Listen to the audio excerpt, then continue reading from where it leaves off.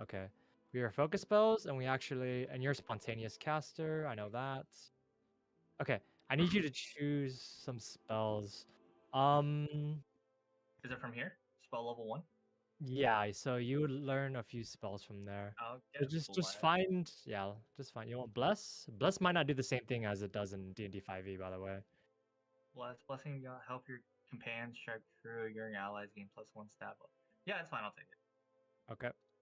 Looks like it's the support skill, and then I'll use.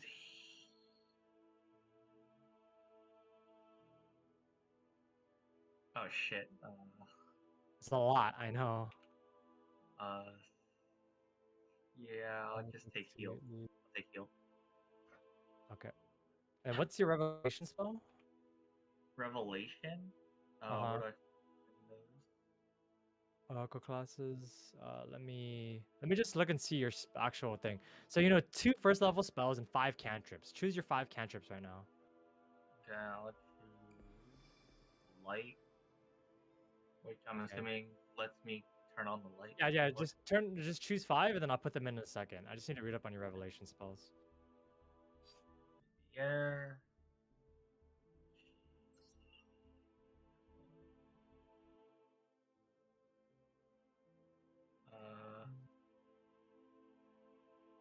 Detect magic.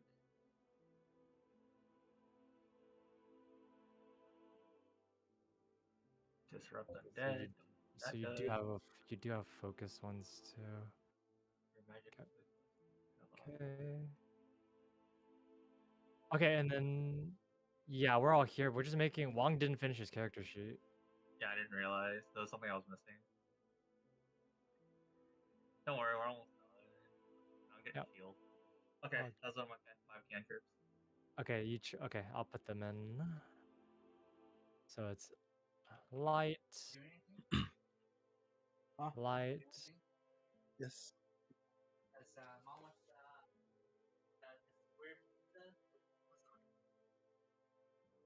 Can you give it to her? I'm doing D&D. Magic. Disrupt undead. Disrupt undead. And then we have shield. Okay. Do you have an attacking cantrip? Isn't that... Oh, no, I don't. No, I think Disrupt Undead is attacking one. I think it's attacking one only versus undead. Oh, no. It actually... It just does... I think it does positive damage. What's it does positive damage? A positive damage means that... For the first 2 runs, I'll be support. I'll change out my cantrips later.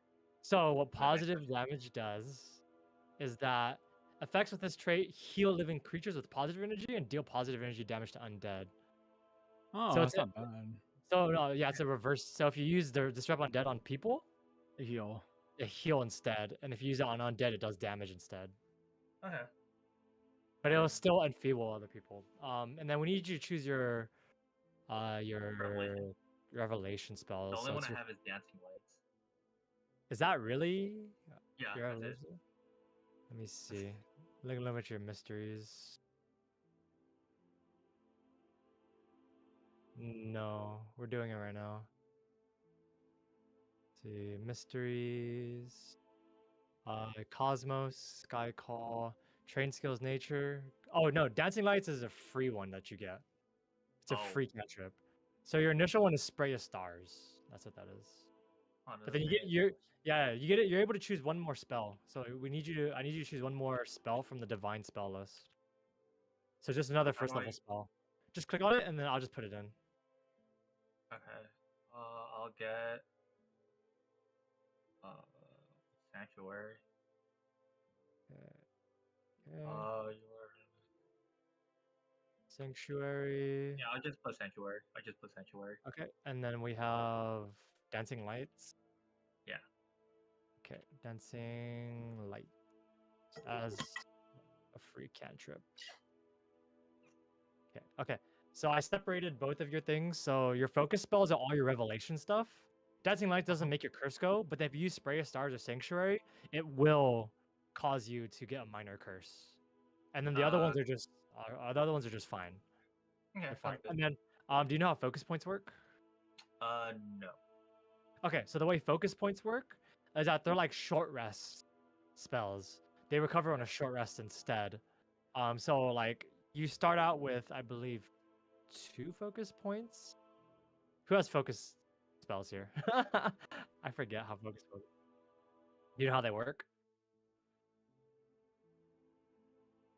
Okay, right here. So I says so casting a revelation spell costs 1 focus point, increases the effect of your oracular curse. You start with a pool of 2 focus points. You fill your focus point by doing daily preparations. You gain 1 by spending 10 minutes using refocus.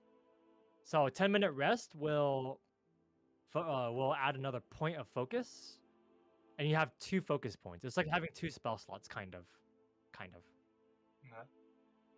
Okay, and then yeah. So when every 10 minutes, you can recover your focus points, and you have a pool of 2. But then obviously, whenever you use one of the focus points to use a spell, your minor curse will flare up, and you already know how that works. Yeah. Okay, perfect. So that's off of focus, right? Spray of stars. Yeah, spray of stars and sanctuary are going to be off of focus. Okay, sounds good.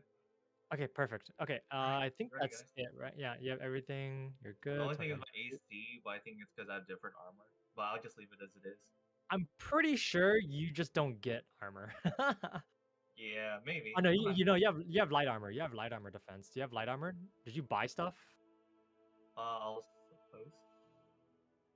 Yeah, right here, studded leather armor. Studded is medium armor. You're not trained in that. Oh. You need to choose a light armor.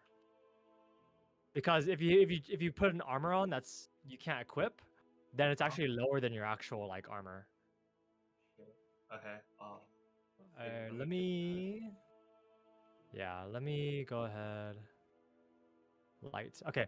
Oh no, you're fine now. That was my mistake. No, studded is fine. Studded is fine. You're good. You're good. Oh crap! I already deleted. Oh, that's okay. It's fine. Yeah, studded is fine. My bad. Yep. Fine. How do I drag and drop again? I already got it. I already did it for you. Yeah, you just didn't wear it. So when you wear it, you just didn't wear it. The little blue thing, just didn't wear it. Okay. Okay, so now your AC is 15. Your character's good. That's fine. You're good. You know your spells. That's fine. Okay. All right. I think that's actually fine now. Coolio. Yep. I think everything's done. Yep. Okay. You need to exit out Discord or exit out the streaming thing. Yeah. And then okay. Yes. Okay, we're finally here. Okay, is everybody here? Can I get a roll call, please? Here. Hello. Roll call. Yeah. Alex is here. Cool. Is Tim here? Yeah, I'm here. Okay, perfect. Alrighty. So let me go ahead and get everything set up. Everything is good to go. My GM sheet. Okay, guys. Alrighty. So we have not played D&D for a while. Grant, you already do all your intro stuff? Okay. So we have not played D&D in a while. It's been, what, a year? A year and a bit more since we played D&D. This is Pathfinder 2e, 2nd edition. I am recording this for posterity's sake. But our friend Balto over here is actually streaming, which is fine. And yeah, so first things first, can I have, actually, we'll just do it after I do the intro. How about that?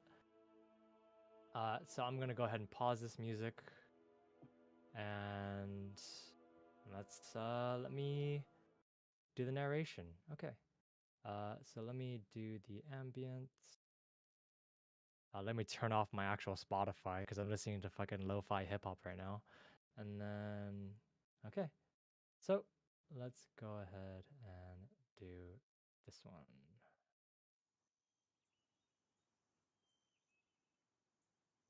Okay. So, welcome everybody. This is Pathfinder 2e, 2nd edition. We are playing the campaign that is completely homebrew. It is called CrestLand. And I changed the name from Crestfair to CrestLand because Crestfair, it's really stupid if my name is Willfair and the fucking campaign's name is Crestfair. So it's really dumb if I do that. So the land is called CrestLand now. So yeah, that's just a minor change, and that's fine. Okay, perfect. So let me just go ahead and do the opening speech stuff. Okay, so let me drink some water first. Raise the tension a little bit. This is also really long too, so I'm gonna have to.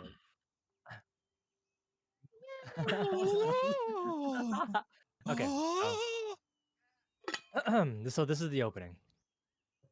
In the world of CrestLand, there are 3 major powers and 6 minor lands. It is currently the year 1239 of the Tylon era, or 1239 TE.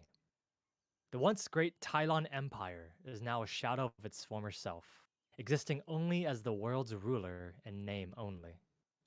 The warlike Steel Kingdom has become prominent almost a century ago, with its establishment beginning as an occupation of Tylon's second largest city, Lantai, now known as Mithril, the capital, and its infamous Hundred-Year War annexing half of Tylon.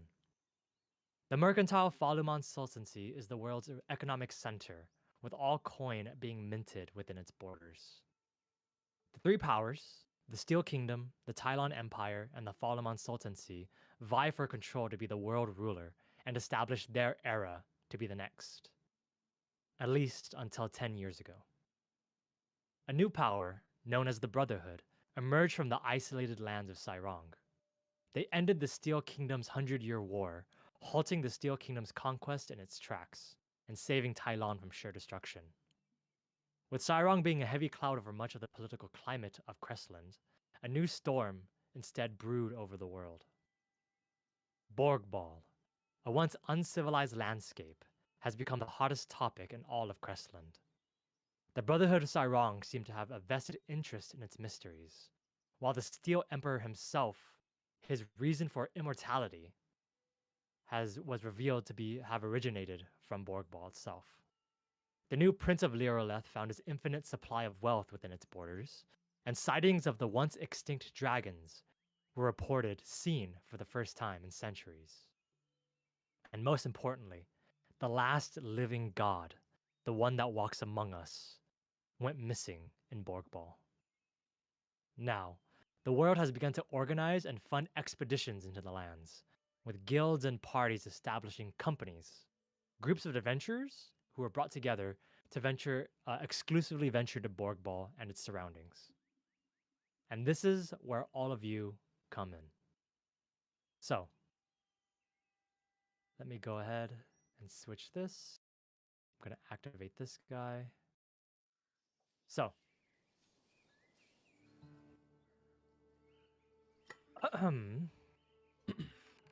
all of you are in the frontier city of Mystere, a bustling city located just a week's travel from the south border of Borgball. You are all here for different reasons. Some of you may make your living here, some are just passing through, while others have been drawn to this place for reasons you do not even know yourself. But you have all come here seemingly by fate, and destiny seems to be calling for you. Balto, you have been hired by a company called Angel Feather to guide a group of adventurers to South Camp, a small outpost in Borgball. While you were hired, it was through your intermediary, Tiver, your Shuni friend and blacksmith. She explained that the job paid much more than usual, but she also explained that she had to lie and say that you've entered Borgball itself, although you've only skirted its border at most. But on the bright side, you're only an assistant guide, and are there just to make sure there are no stragglers who get lost. Should be easy enough. Geralt, you had just meant to pass by. Although Borgball is of interest to you, everything in life is quite interesting already. In fact, you are heading to the most interesting place in the world, the Grand Archive in Thomarin, the largest library in the world. But you can't get that picture out of your head. That picture that you saw, the one on the bulletin board, triggered something in you. Something that is now gone, taken from you in Sarong. It had not been a big deal before, but now you know. Something important lies in Borgball, a place near and dear to your metal heart. A place with secrets that no man should have. And it is in danger. Harold, you have finally made your way from that vast desert, that open sky, that rocky trail, and those endless nights. It had taken you the better part of a year to get to this place, but you're finally here. It's a damn shame you couldn't just enter Borgball on your own, having to be affiliated with what do they call it? A compass? A piano? A corn pie? Whatever. You found one in the biggest city you could find near the border, one that accepted even you into its ranks. And finally, you can find the source of this feeling that you have. This excruciating, wonderful, dreaded feeling. Mike, the world has not been kind. When you left your island, you did not expect the world to be so forthright in its decisions. But you have persevered. Your mentor Ioki has sent you on your final mission as apprentice to sell his finest works, and you will do so, if not to repay the dwarf for taking you in. However, those two items, the ones that they took, are irreplaceable. And that young lord acts the same as the last one you met. Spoiled, entitled, unworthy. He took those things, and now you must retrieve them. Even off of his corpse, if need be. So, let me set the scene. You're all on the outside of the border city of Mystere. It is currently the 40th day of spring, and the winds from the grasslands bring the scent of wheat and some ocean. All of you find yourselves lined up in a long queue of people, much more than you were expecting. The many wagons fly the angel's feather banner, and they seem to just flap around in the breeze, although you can tell that much of its worn stitching reveals quite a bit of use. And while all of you are waiting for your assignments, I need everybody to roll me a d20. So, as all you please, roll me a d20. First roll. That is a 9, an 11, a nat 1. And Mike, I need you to roll a d20. You can go ahead and roll in the chat box by typing /r space 1d20. I can't believe it.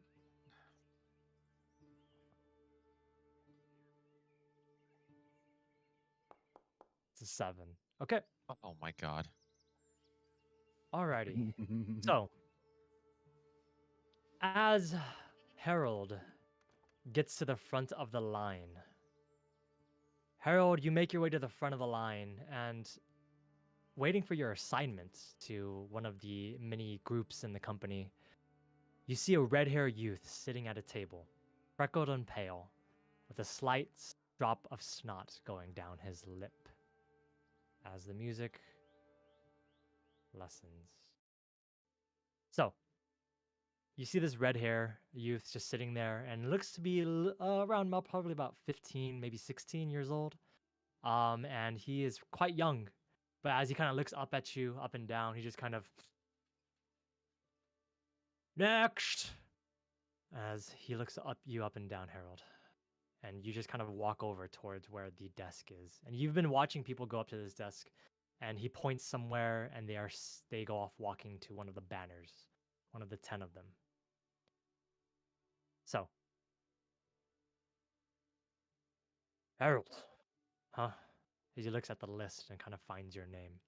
He also looks where you are, and he kind of sees your name tag on your left breastplate. Where'd they hire you from? Where'd they hire you from? I came from the desert. The desert, huh? Or one of the sheep types. Wait, what? Okay, I was like, that wasn't just me, right? Does, does that coming from the desert? Does that make you a fighter, or are you one of those wishy-washy types? You know, the kinds that sit in the back and just shoot things. I do any job as long as it pays well. Right. Well, I'm gonna go ahead and note you down as a fighter then. Is that okay? That works. Perfect. So you'll be front line in the fighters. All right. So we've got 1, 2. I'll put you in the second group. And as he's kind of talking through his small little mumbling to himself, you see a larger man, uh, big and gruff, and in what seems to be pale blue armor. He kind of comes over towards the red-haired youth, and the red-haired youth just kind of stops writing down. He puts his clipboard down. He kind of whispers something to the big man. What do you need? We need some man in the front. A couple of people over there. It looks like the scouting crew is gonna be sent first. And you just kind of watch this happen, Harold, as they're just kind of talking like, all right, any special things? Or nope, we just need some fodder for the front. All right. And then you see the red-haired youth kind of look up at you again, Harold, and you see him looking at him. He crosses your name off where he was off the list, and he says, all right. And he stands up and he just kind of looks behind you. Harold, you, as he points at you, Mike, and then you, and he points at you, Geralt, and oh, those two over there. And as he looks, Boto, is Shirama currently summoned right now?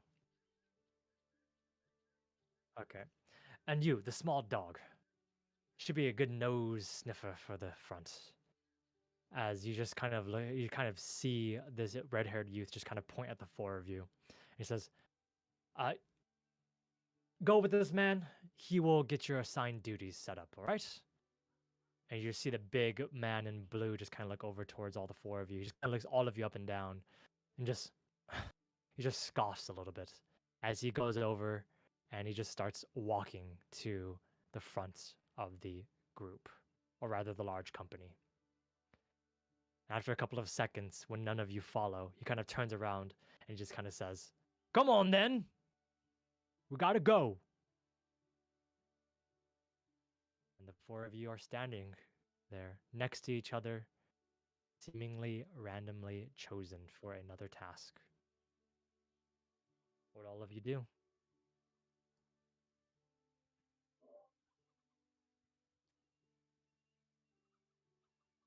Of course.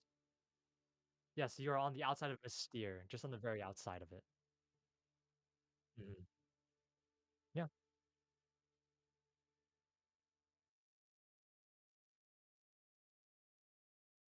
I I sure. Roll me a perception check, and then go ahead, girl. I've never while Grant's like doing this, I'd never seen a dog before, a dog person. So I go pet him. Garrett goes pet him, and then he's like, "Wow, oh, I've never seen a corgi dog person."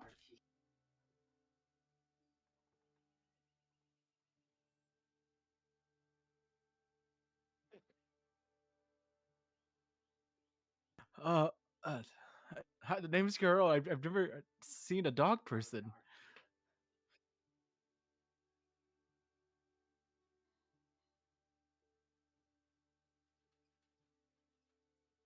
Shuni, let me. I pull out my book, my journal, and I write it down. A Shuni, huh? Okay. And then, yeah. Did you need help looking for anything? I saw you ready to sniff. You already sniffed. Roll me I hear you perception. sniffed. You already sniffed. So you go on the left side, you press the die next to perception on your character sheet. On the very, yeah, it's on your skills proficiencies because you have perception a lot. 24.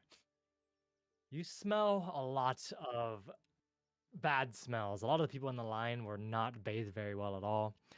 You smell what seems to be a couple of day-old undergarments coming from all around. The smell of sweat and beads of a little bit of blood you can kind of smell too. But specifically from the people around you, a lot of sweat and grime. And somehow you also smell the scent of desperation in the air. Yes, it's slightly cheesy smell.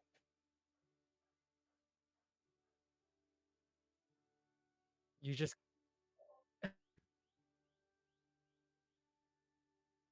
Oh, I'm sorry. I didn't know.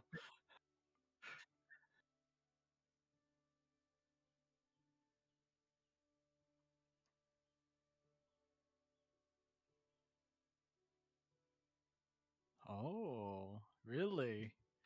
Nice.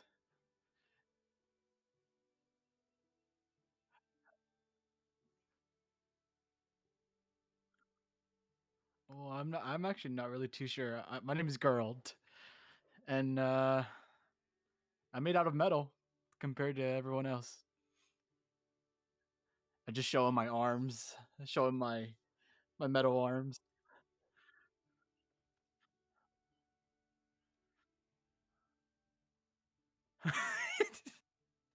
That's a good one. And then I reach into my pocket and then my bag, and I give him one of my books that I've been writing. Here you go. This is one of the books I've been writing. It's Makeout Tactics. Here. Take it. Bestseller in Still. you pick up he hands you a small, what looks to be, it's not even a full-size book. It's like a small, almost like a little novella. Tiny red cover, and on the front it says Makeout Tactics.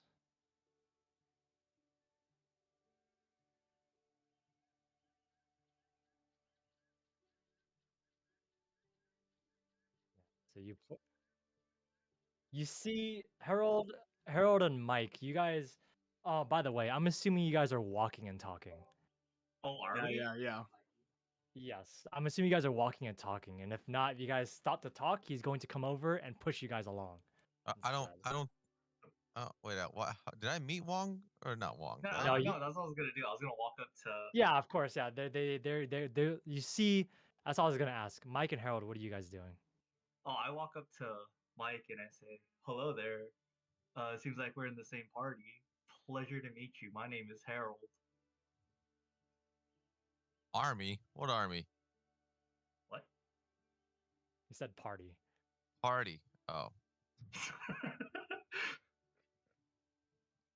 yes. Seems like we are. Nice to meet you. do you do you not have a name? Oh, my name is Mike Hawk. What? What? Yeah. Yes, sir. Mike Hawk. Ah, interesting. Why don't you introduce yourselves to the other two over there? Let's see. As you see a small dog walk up to the two of you, as he just kind of sniffs at both of you.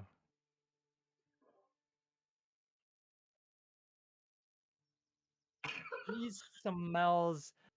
He actually smells much worse than the other people around you. You smelled that the other people that were in the line, they probably haven't bathed, probably maybe like in like 4 or 5 days.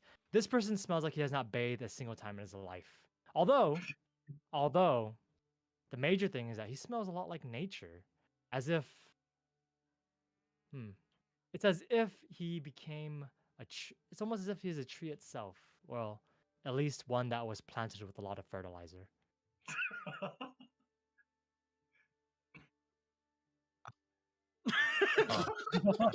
I passed gas.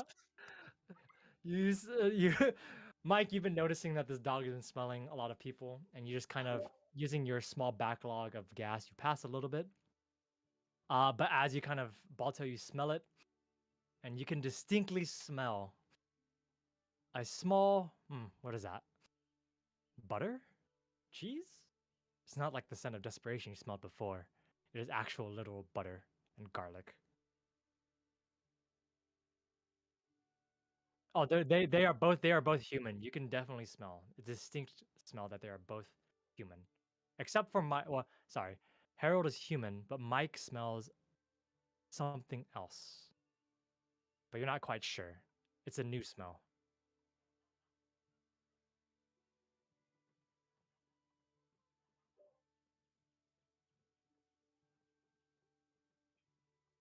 Oh. I Oh. walk up to the.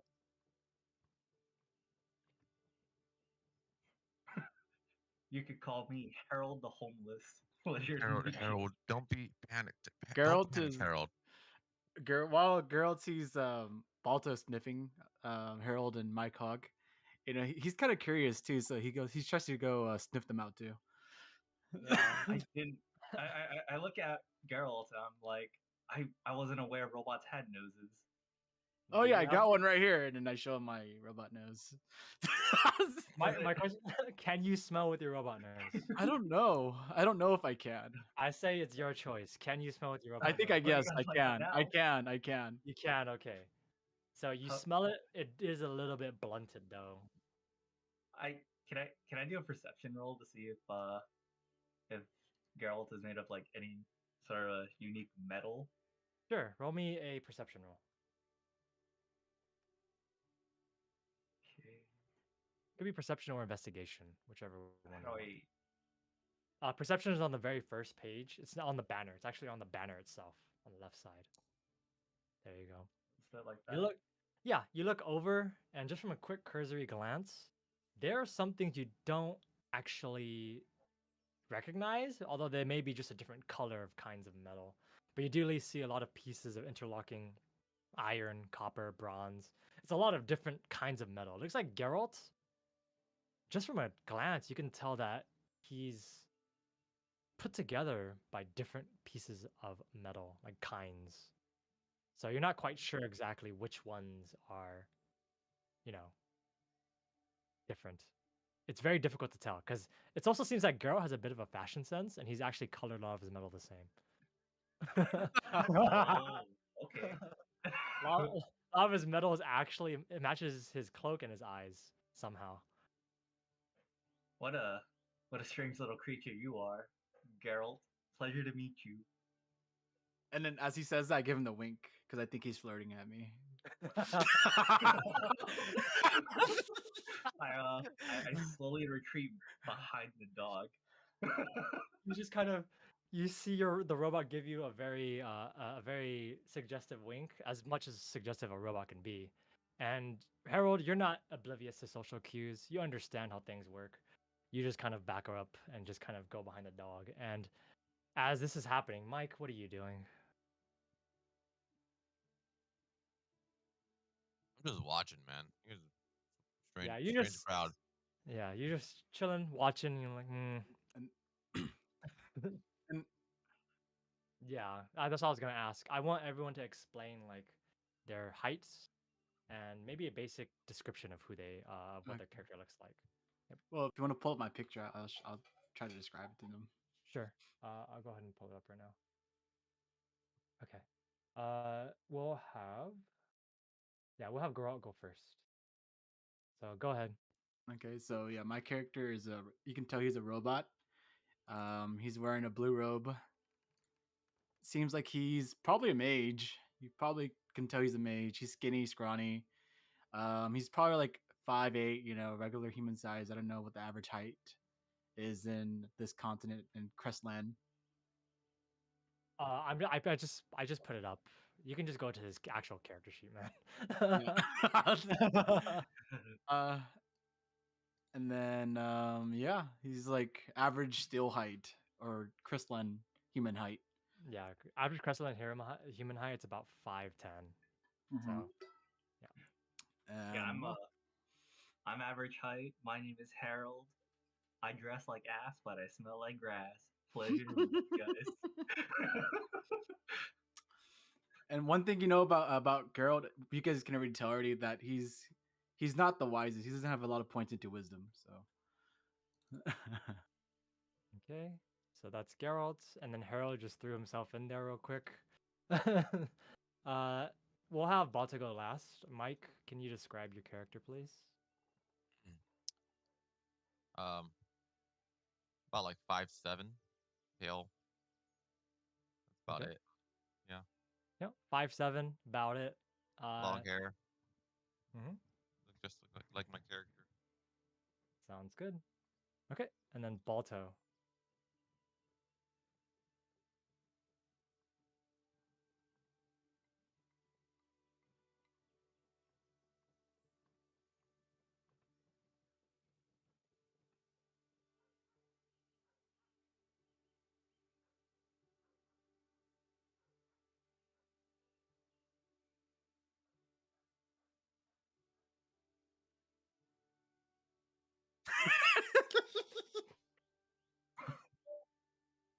Wow.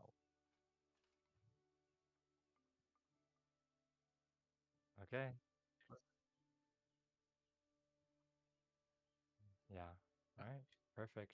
And I'm showing the artwork right now. Who is that dog in the background? Is it when you awaken to your true form, or who is that dog in the background? Okay. Yeah, Eidolon. Yeah, Eidolon. Okay. Okay. Per-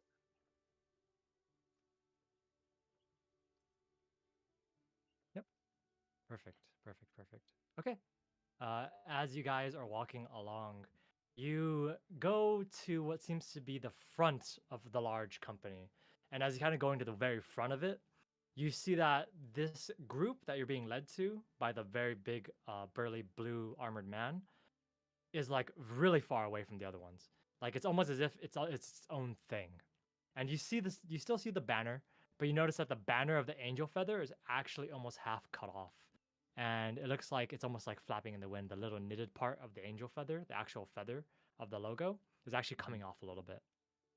And as you guys are making your way over there to the front of the line, you see the blue armored man kind of walk up to what looks to be a larger, not larger, but uh, a person that seems to be an authority. This person is wearing looks to be studded leather, and he has really his arms almost like tree trunks, and he just kind of looks over, he nods, and you see the blue armored man just kind of speak to him a little bit, and just kind of points to all of you, and then he just kind of goes over and he starts doing something else.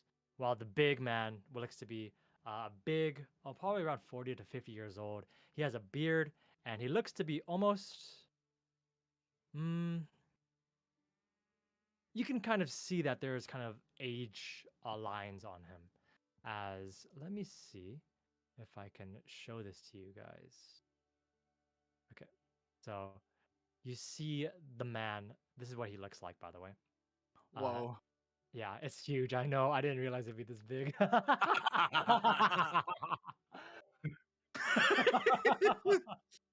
I didn't realize the arm Damn, would boy. be that big, bro.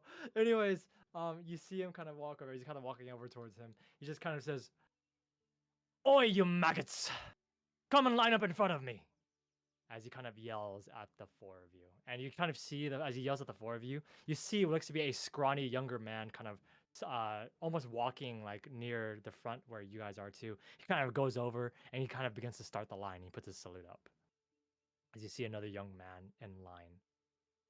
As, yeah, you're being yelled at to line up. And as he says, I'm a maggot. I'm not a maggot. I'm a robot. That's what I tell him. Oh my god. I don't care what you are. I don't care what you are. Come and line up in front of me so I get a look at you. Okay. As I hurry over there. Yep. I'm assuming everyone goes to line up. Is there an order we line up, or No, nothing specific. You guys just kind of line up a little bit, just a little bit, almost straight, but a little bit straight. And he just kind of looks over and he watches all of you until you guys line up completely straight. And there is a group in front of you with all of you. There's a Yeah, I stay in the back. perfect. So as you guys begin to line up, it almost looks like a little, almost looks like a little bell curve as you guys are lined up, and you see the other individual, this scrawnier young man, who has a little bit of curly hair and what looks to be almost very defined cheekbones. As you see that there on his back and on his shoulder, not his back, on his bag, there is a small sigil of a scale, a merchant scale on the back of it. And you kind of look at him. Uh, uh, he seems to be part of the four, or at least part of this group, along with the four of you. Must have been pulled from some other company or something. He looks like this. Don't be scared. Uh-huh. He looks like that. So, as you guys are kind of walking and just like as you guys are in line, you just see the bigger man just with tree trunks of arms. He kind of looks over towards all of you and says, "All right, all right." He looks up you up and down, Balto. He just kind of clicks his tongue. He looks next. Yeah, most likely it's going to be Geralt.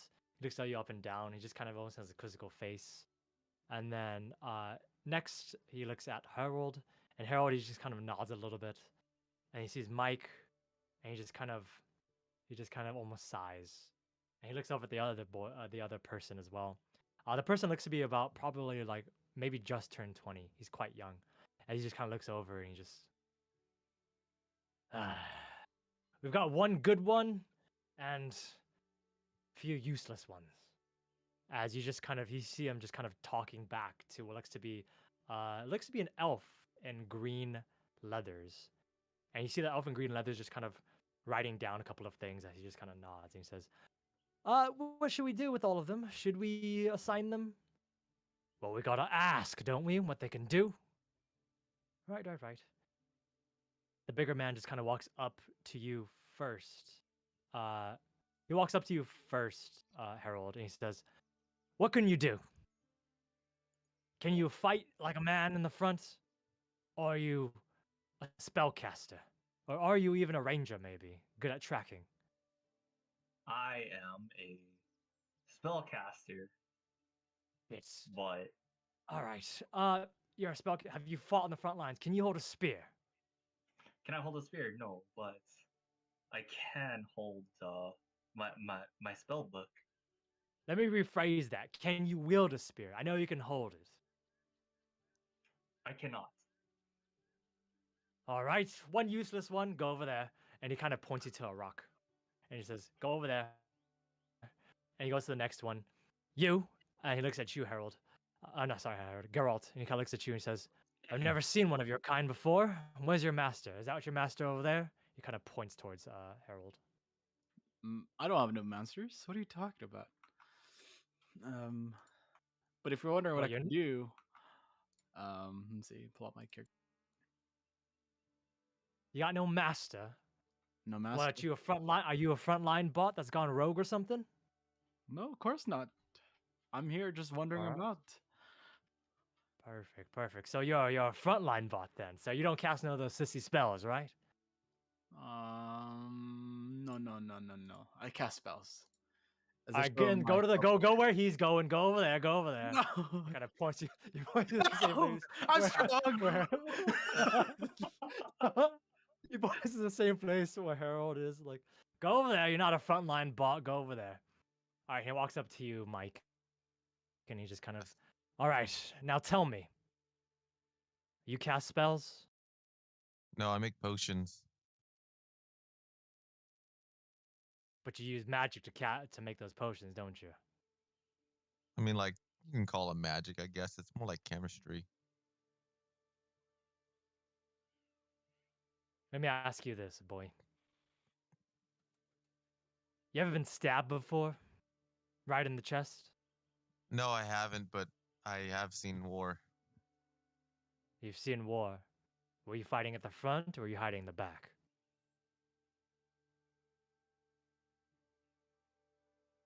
I'm more of a backline support. All right, go over there with that group over there. He kind of points to the same Ah, group as damn. them. Ah, And he No. looks towards the boy and he looks towards Balto. And he walks over to the boy first. He walks over and he says, "What can you do, son?" Well, as you can tell, I'm a cleric of Phrasma. And all right, go to the group over there. And he kind of points the small boy over towards that group over there. And he walks over towards Balto and he just kind of says, "All right, dog. I've seen your kind around here. You dependable tracker? Dependable hunter?"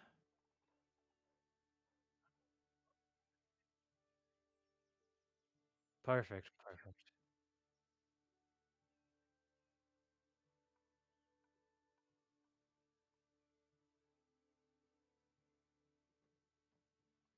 You see almost a small burst of light as the light seems to almost shimmer as dust coalesce, as a bit of wind trickles, as you see a wolf appear out of thin air. And Shirama, how big is Shirama? Is he bigger than you?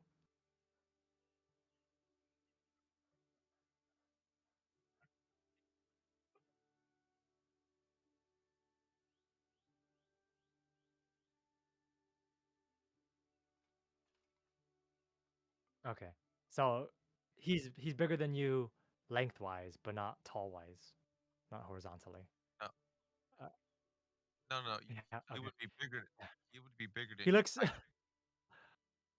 He looks.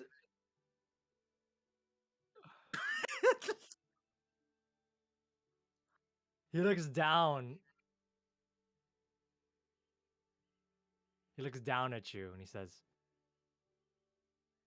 "Just use magic to summon that beast."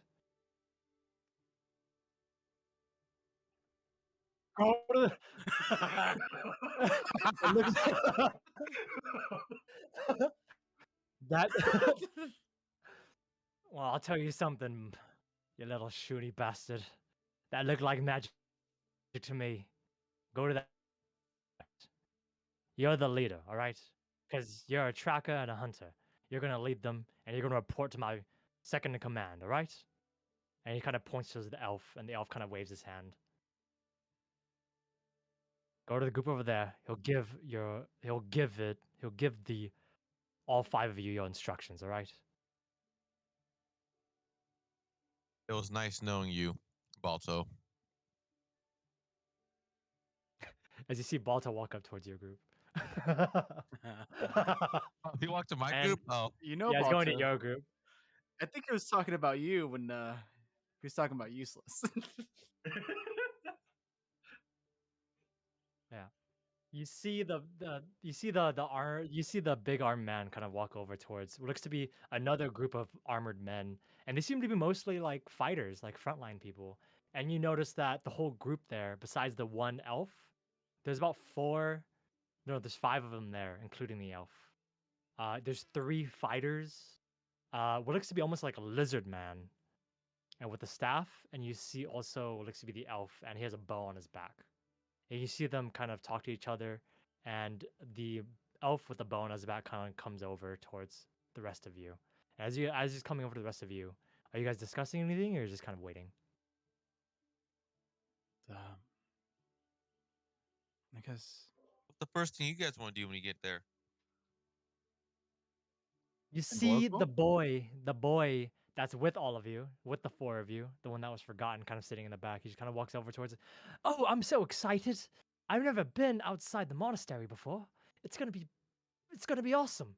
And he kind of walks over towards you, and it looks to be he has a little limp on one of his legs. And he kind of looks over towards. It's like, oh, you're a Shuni? That's awesome. Oh, you? Oh, wait, you don't have a master? So you're an unbinded robot?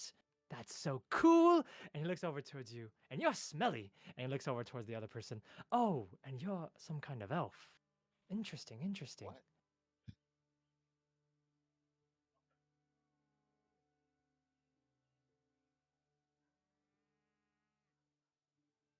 You Oh. you you smell mostly the scent of human, but you also smell what looks to be it smells like bandages and stuff.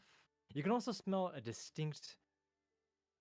You smelled it before. It is disinfecting fluid, and also you're not quite sure what this other smell is. Can you roll me a lore?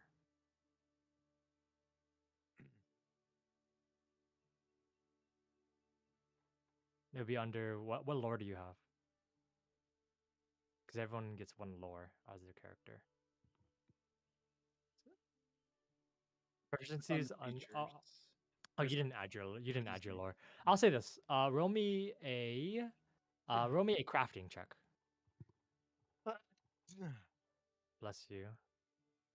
Oh my God, I'm not. Okay, that is a 13 flat.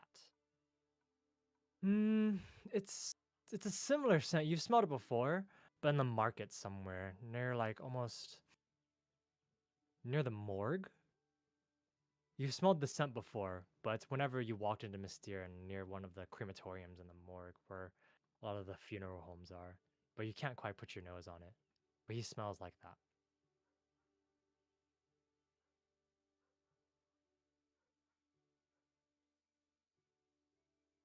He goes over and he kind of goes over to he kind of leans down towards your eye level and he says, "I am Vils," and he kind of gives you a big old hug.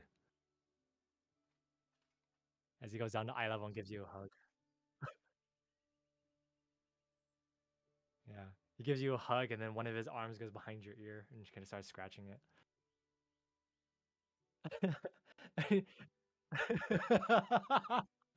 Yeah, sure. Go ahead. Roll for initiative, boys.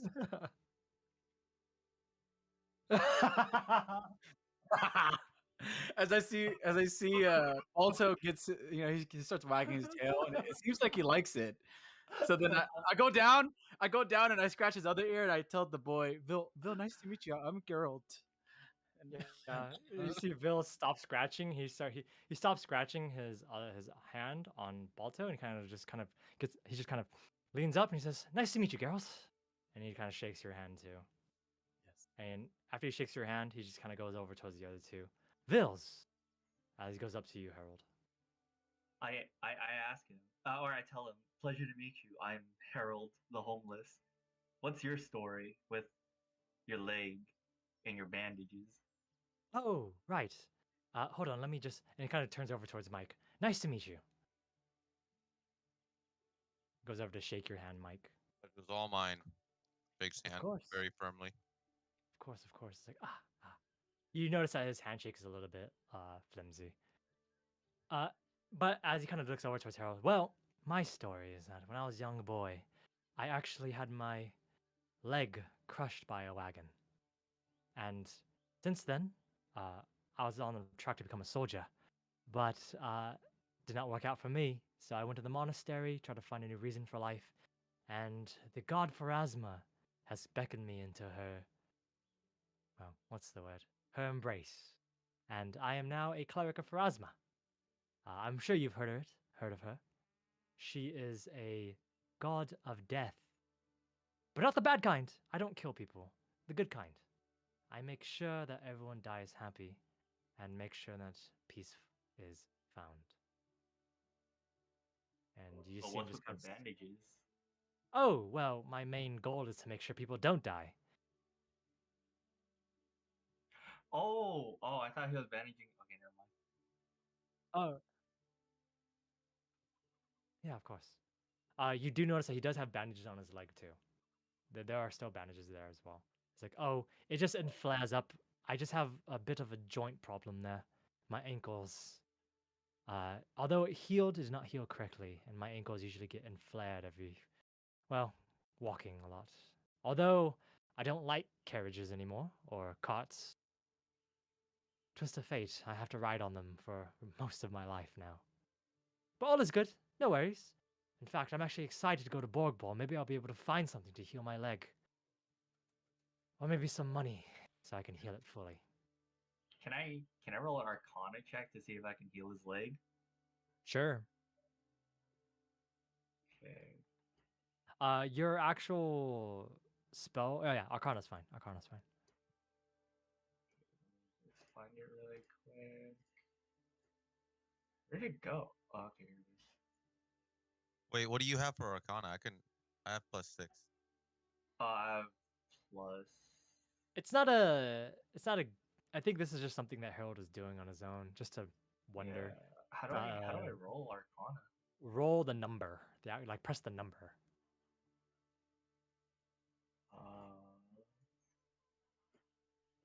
Mm-hmm. Proficiencies?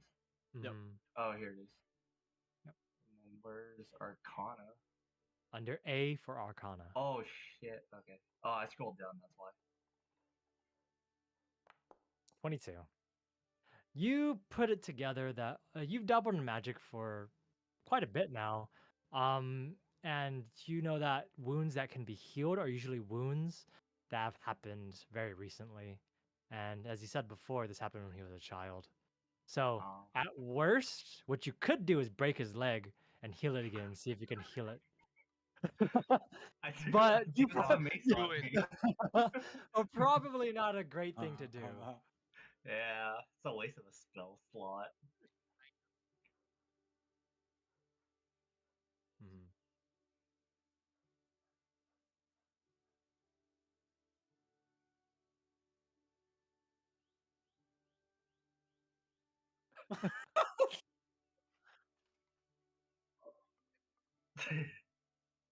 You give him some dirt, and he just kind of looks down at it, and he says, "Thank you. I appreciate it. What was your name?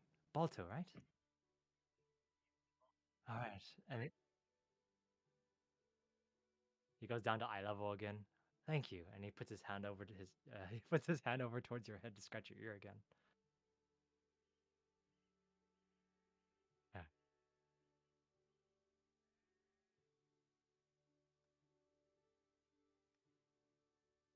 Oh, I'm feeling great already. And he's just kind of scratching your ear a little bit. And he's petting you, and he starts to put his hand toward your belly. But then you think that's a little bit too much. But then as as this is about to happen, as this is about to happen, you just kind of see the elf guide kind of walk over, and he just kind of looks towards Vils, and he looks towards you, and it looks like Vils is almost putting his hand under your shirt, and he just kind of um um uh excuse me, and you see Vils just kind of look over and says, oh, perfect, and he just kind of stands up and he just stops petting your head, and then you see the elven looks to be almost like a ranger. He kind of walks over towards all of you and says, all right, uh, I just need names very quickly. Dog, Balto, Balto, perfect. All right, your name, sir? And he kind of looks towards you, Harold. My name is Harold the Homeless. Pleasure to meet you. Perfect. Don't need to do with titles, by the way. And he just kind of goes over towards Mike and says, "What's your name, sir?" Sir, I'm Mike Hawk. Perfect. All right, Mike Hawk. Perfect. All right, and then yes, sir. And then he looks over at Vil and says, "Oh, Vils." And he's like, perfect. All right. 1, 2, 3, 4. Wait, we only have 4 here. I thought that we had 5. And he looks over towards Geralt and he says, "Oh, did the master? Oh, the captain must have counted. Sorry, we have to go recruit another member. The captain must have counted wrong." I'm the Looks like- 5th. What are you talking about? I'm the 5th. Oh, you can talk. Yes. Oh, you're a person. Oh, the costume just looks so real. I'm sorry. What was your name? Geralt, the man Geralt. with no masters. Again, don't need a title. Oh, okay. Don't need a title. Perfect. So we have Balto, we have Harold, we have Mike, we have Vils, and then we have Geralt. And then all of you, well, Balto, you've experienced. Are you from here? You're from here, right? Perfect, perfect. All right, perfect. All right, and you know the lay of the land, so all right. So Balto, you're gonna be serving under me. All right. I am. Well, let me introduce myself first. I'm Randy. I'm an elven ranger that is part of the company of Agelfeather, and I have not been around this area for too long. So I'm gonna need you to teach me most about the lay of the land, and especially when we get to Borg Ball. When we get there, you have to explain a lot of things to me. All right?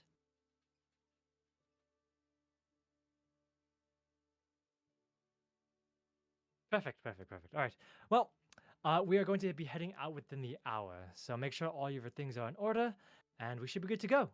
And he kind of just gets the clipboard and kind of walks over back to the group of others. He kind of reports to the captain, and you just kind of see Vil just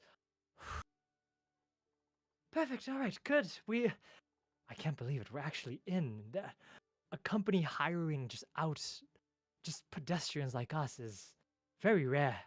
So I'm actually very happy that we actually got in. Have any of you been in a company before? Have all of you been to Borgball before?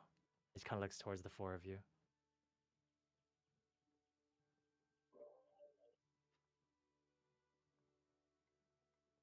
Oh, really? Oh, perfect, perfect. What is Borgball like? I've heard that it's a lot of trees, but inside the trees, there's a lot of different things as well. I've heard that when you walk inside the borders, things just change. Things are like different than outside. Is that true?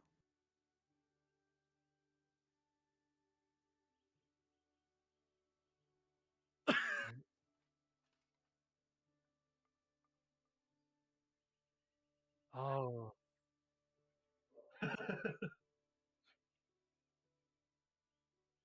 Oh, it's undescribable. Oh, I get that feeling a lot.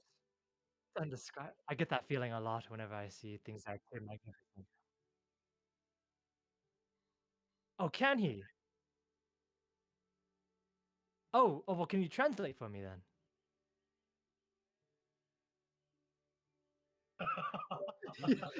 You see, you see Shirama just look at you for a second. He looks at you for a second. He looks.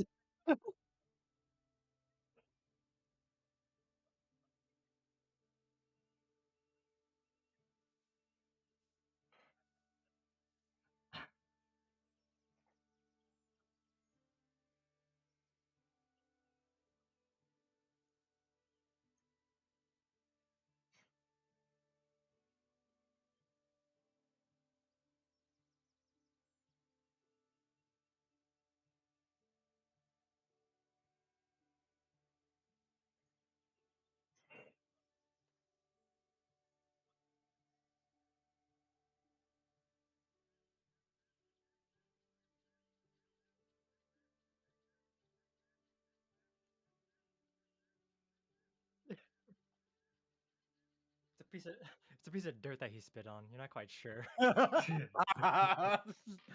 Oh, thank you. I just put it in my bag, and then I show him this. This is what I can do. Check this out. And I pull out my dagger, and I use a spell slot. Invisible item.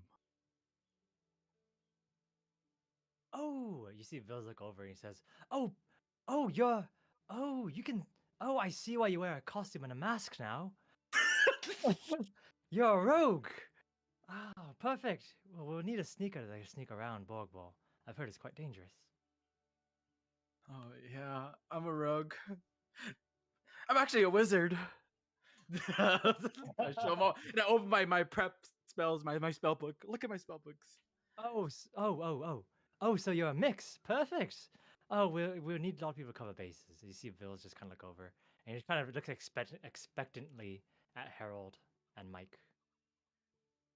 I look at him and I say, I am here for support. I can heal all wounds, and I can also fight on my own two legs as well. Well, I can do one of those things. Wait, you're a Which healer? one? I was the healer. Hold up. Wait, and you see Vils look at Harold and Mike, and he just looks at himself for a second. I can also heal as well. Oh man. Yeah, I'm an alchemist. I heal with my potions. Who's You're not. asking us? And then I show my belt. Oh, and you see Vils look over. He says, you're a supplier. Perfect. Oh, I thought you were a magical healer. I was gonna say 3 is too much, but if you heal using a lot of supplies, you most likely have more than that. Perfect. Oh, well, if that's the case, and he looks over towards you, Harold. That's perfect. So both of us will make sure that no one gets hurt. That's Yes. great. Perfect. We will heal And you all see him. wounds except for your legs. Yes. What? Do you follow a deity? Asking you, Harold. Oh. I follow no deity. Right? No, Wait, do I? no deity. Well, you're not a Yeah. cleric. Oh shit. I didn't declare it. Okay. Yeah, I follow no deity at the moment. Oh, you're kind of in between deities. I see. Well, what was the last one that you followed? Uh Jesus Christ. I'm sorry? I don't fucking. Can I just say no deity? I don't fucking. No deities in this world. So you're an atheist. Look so. I'm You're agnostic. so you're healing. Oh, so you're just searching for the path. I see. So someone has blessed you. Oh, we have a lot of people that get visions at my church as well, and usually a deity will come in your sleep, and your dream will guide your way. I've heard. Although Pharasma is recruiting, if you're interested. Who? Oh, my deity, Pharasma, the god of death. Ah. Ah. No. It's all right. I prefer to have a god with a more pleasant title, possibly. Oh, well, she's also known as the God of Death is just her original name. She's more known as uh, God of Safe Passage nowadays. Isn't that just death? And yes, but you know, it hits light on the tongue, right? God of Safe Passage versus God of Death. I mean, death has so many implications, right? I'll keep it in mind. Thank you for your suggestion. If you Maybe I'll ever, use your name as a reference. oh, I don't have much of a standing in the church actually, but Was that a if pun? you do, no. What? Oh, you mean my leg? Oh, yes, yeah. Well, you are very funny. But no, actually, you make more jokes than I do. Ah, but if you're interested in coming to the church, talk to me, all right? He just kind of just looks over at you, and his expression just goes blank, and he just turns over towards he turns over and says, anyways, all right, well, I guess we just have to wait. I'm gonna get some stretches in and start lugging some of my luggage over there. Can one of you help me, please? Per- uh, perfect. Well, Hey, if while we're walking, you can explain to me about Borgbull. Oh yeah. Shumura's awake now. That's right. He could tell us all about it. Yeah, he's awake. I'm sure he has lots to tell.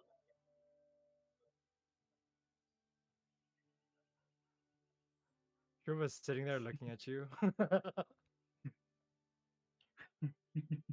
And he just kind of gets up and he just kind of goes over towards Vils, and Vils just kind of hands him a small like a piece of luggage, and then you see Shruma just kind of look at it for a second, and he just bites down on the handle and just kind of walks over towards the cart. And as you guys are kind of walking and kind of talking a little bit, you notice that the rest of the group, like the large company in the very back, the line is still going. There's still people being sent out. But you notice that your smaller group, the group of 10 total people, you see that you guys are already launching off. You see that they're already packing luggage onto the carts. They're tying it down. They're getting the horses fed and ready. And they're kind of just like looking over towards everything, looking at the sky, doing a bit of measurement. And as kind of you guys are kind of walking over towards the cart and the luggage, you just kind of see the captain kind of go over towards all of you, and he says, "All right, we're heading out. Make sure all your affairs in order." You see Bill just kind of look over towards him, and he says, "They're in order, sir. I don't come from this city, but you know, I've made good friends already, so I'm happy."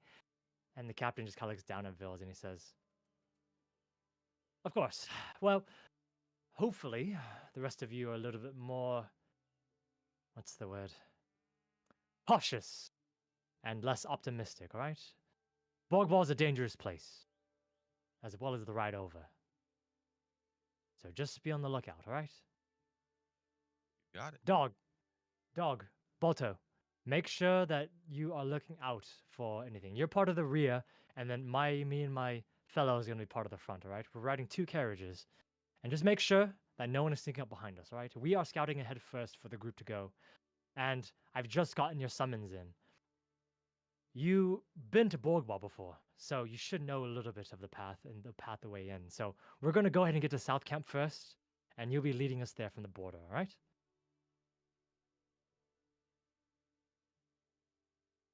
Perfect. All right.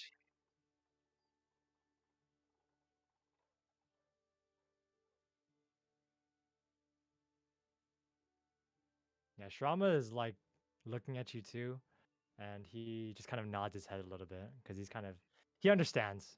He's also in on it. In any case, the captain kind of goes over towards the cart, and you kind of see Vils just kind of lifts himself onto the back onto the cart. He's done it. It looks like he's done it many times in his life, and he just kind of comes over and says, "Come, sit. I want to hear stories while we go. It's a whole week's travel to go, so plenty of time to talk about Borgball."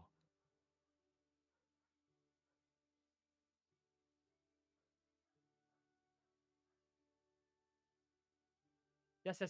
Come. And he kind of beckons all of you to get into the carts.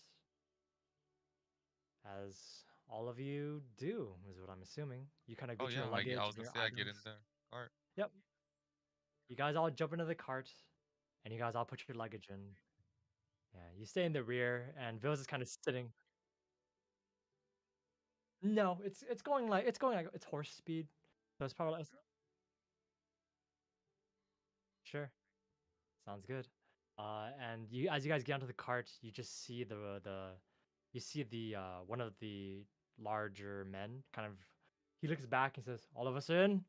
All right, let's go!" Ha! And he just kind of the horse kind of starts going along the road behind the other cart as well. As you guys leave and you guys see Mystere fading in the distance, and are making your way towards the final destination of Borgball. Not final destination, sorry. The destination of Borgball. As Is it, Mhm.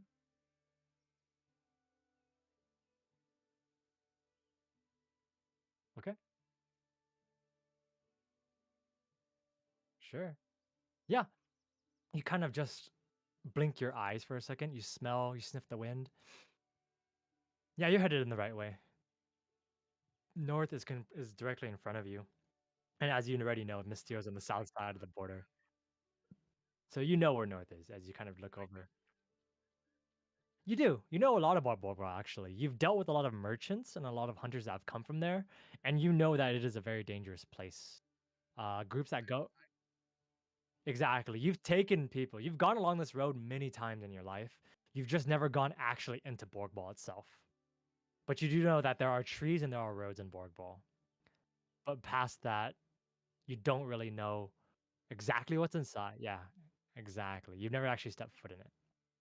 As you guys are making your way and going along, so let me take you to a different screen and traveling to the land of Borgball. mhm. Borbog's big. Is it just us five in the car right now? Yes, it's just the five of you and what looks to be one more. You see the other four in the other front cart, and you see the elven guy just kind of looking and scanning around, much like Shirama's doing. But just the five of you in the cart, and you guys are traveling along.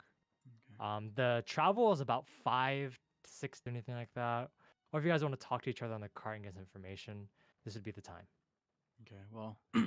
since we're heading Well, there, I'm gonna ask everyone. And so what's everyone's reasoning to go to Port Bog? um, I got some stuff stolen, and I really like it back. So I need to find who stole it. Oh, really? Yeah. Hmm. What kind of I'm stuff? Yeah, I want to know. Uh, It must have really been top, really. really top secret stuff. My best friends, my merchant. What was he called? Yoki.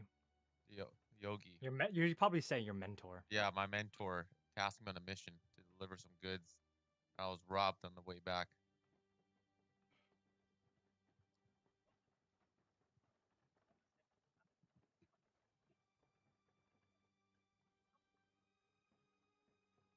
Well, it was a dwarf, so that helps. No, a dwarf. My mentor was a dwarf. Hmm. His mentor.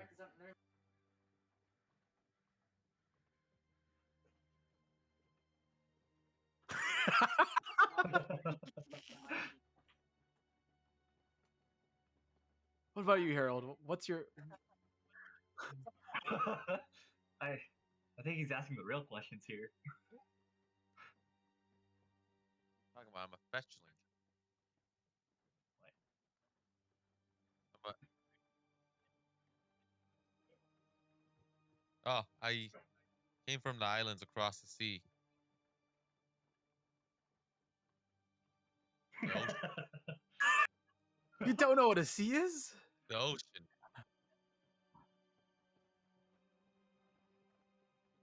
Really? I was I I think I was on a remote island in the Choo Choo Mountains in the village of Zwania.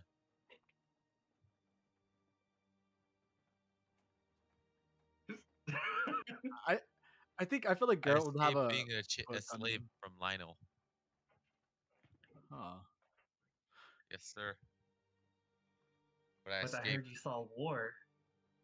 I did. They Slaves pillaged fighting my wars? village, Oh. killed half of my small village, and I decided to leave in hopes of finding something better. How'd you leave? So you're a slave. I took a boat, traveled across the ocean overnight.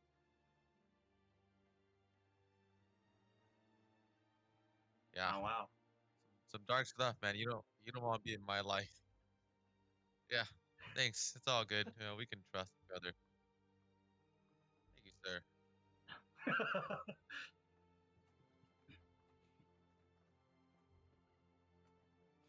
Ah, you see, I'm an astrologer. When I was a little kid, not when I was a little kid. I came with amnesia one day, and I found myself in the desert. And from there, I learned to read stars, and the stars told me to go to What is it? Where are we going? Borg Ball. The stars told me to go to Borg Ball for answers. The only thing I have is this nameplate, and I show everyone my nameplate. Wow. It seems like it's made by a special metal that no one's ever seen before. So maybe I'll get answers at Borg Ball. How Once I about you, smell it. Balto? What's up? Alex, you sound far away, by the way, Alex. Yeah. Oh, do I? My bad. Keep going. Oh. I said, how about you, Balto? You're a walking piece of machinery. What Girl, seems to that's be made girl. up? That's girl. Yeah. Oh, girl. Shit. As I. Whoops. Well, I kind of woke up like this. I thought robots were. I thought robots were, just like any other people, just like regular people. But I guess not in this continent, or not in this continent. It seems like I'm the only one without a master. But You. I come from Still. I was traveling to the Mythian mythocracy to go to the library over there. Important thing To about learn more. steel, by the way. Important thing about steel. Mm-hmm. It is still feared by a lot of people in other countries because of their warlike stuff. So a lot of people in other countries, if they've heard of the war, they usually think that people that come from steel are very aggressive and very, very just mean. Oh. But yeah, I'm from Still. Ah, I'm steel. just I on this used to trade company. with steel. Oh, really? Is that where Yeah. you're supposed to take your My your goods. I your grabbed goods goods? from steel, and I got robbed on the way back. Of course, they have a bunch of swords and knacks. They're really melee heavy. Yeah, it's crazy out there. What kind of steel is it? Still, that's the name of the country. Oh, okay. I was thinking like steel wouldn't be the name of like a country. I was thinking it's more like a metal. But okay.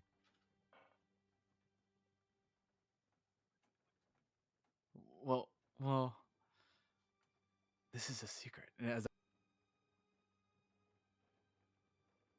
This is a What? secret, and he mutes himself. no, this is a secret. This is Secret. this. Yeah. Well, I don't want to be telling everyone here. Seems I just told you about my trauma. well. I turn around to look to see if that guard or whatever the Uber driver is listening in. He's Is he close enough. listening in? He's close enough to hear, and he's probably listening in because you can already tell that We he's can. in And his body language. He's just kind of like facing towards a little bit towards all you guys. He's listening into all of your conversations. Okay. Well, is this the same company that I found that wanted picture? Will. Yes. This Okay. is Well, um, I'm kind of looking for a dragon. What? Dragon. a dragon. You see, Vils just kind of pop his eyes up. He was completely silent during Mike's story, but then when he say dragon, then he's like, "Oh, Oh, Bill, I'm actually. I kind of remember that I'm actually from Borgball, Bill. I just wait, didn't you're want to. from?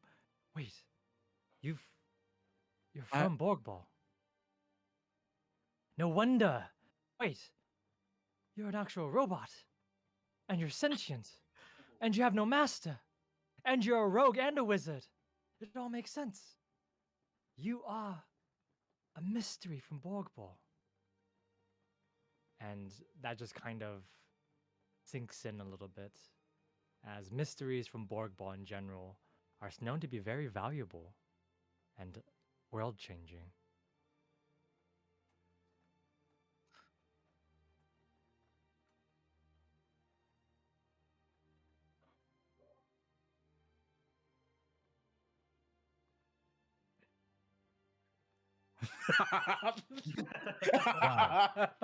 We But- really need to get your but dog yeah. up. I'm just You looking see, for Shra- dragons. you see Shrama look up. Shra's been looking this whole time, but then like when he hears Mike say that, he just kind of just goes down a little bit, just as if he's dozing off. How about you, Balto? What is your reason for coming with us?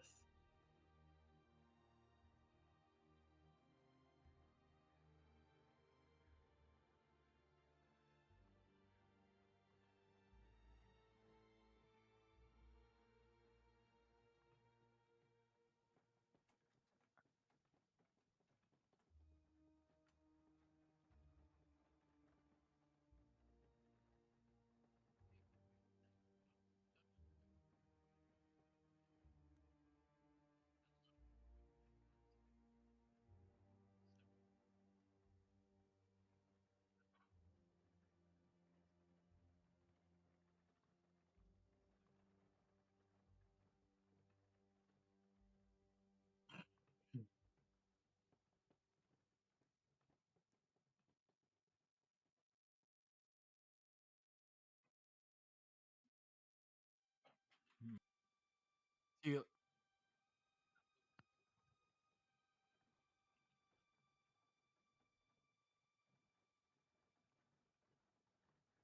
Wow. Oh, it's What a Well, you see, unique story you have. Can I do an Oculus check, Will?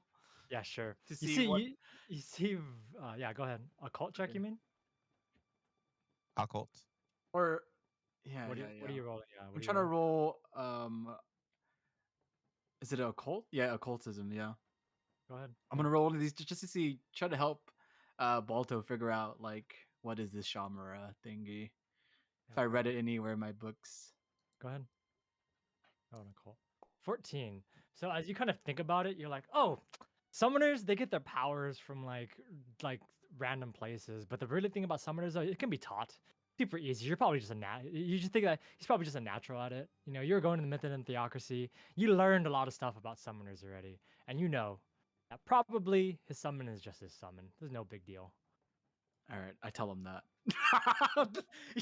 Your summon's probably just a summon, man. Trying to remember what I know.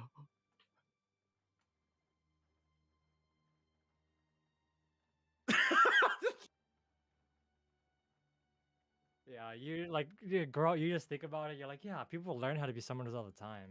Like, you could go to school for it if he wants to get it better. But like, you know.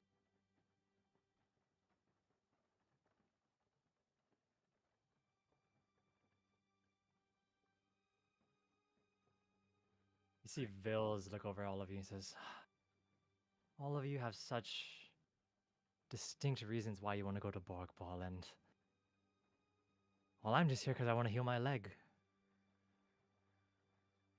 You know, we'll get you your leg, man. You can count on us. Well, I already have my leg, Mhm. but yeah, thanks. What? Yes.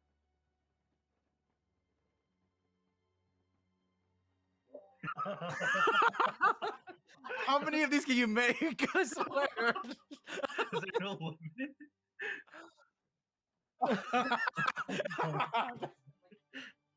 He just spit on some more dirt. He looks down at it. He says, "Thank you."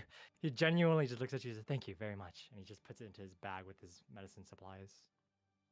He says, "Well, this is the best time as any then. And he kind of looks over towards the person driving the cart as well. He looks over and he says, I will say that I want to heal my leg, of course, but there's also been a few things I've been sent here for, too. I am a cleric of Pharasma, and there's been a large. Well, a large. What's the word? Prophecy, reading, something. There's been a feeling given by some of the higher priests in my church that there's a large amount of negative energy coming from Borgball right now. And something is changing in the land.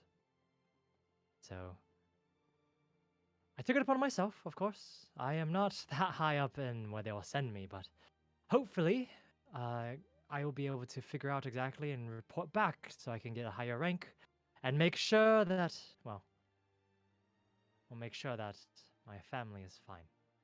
Because, as you know, priests like me, we don't make much money unless we are actual, head of a church or something. One day I'll have my own church. And I hope all of you will become part of my flock. He just kind of smiles a little bit, all of you. He looks at each one of you in the eye as he says that. And as he says that, you just kind of notice that he's just kind of like, he's kind of waiting for you guys to say something more. You got it. He's kind of waiting for you guys to say like affirmatives.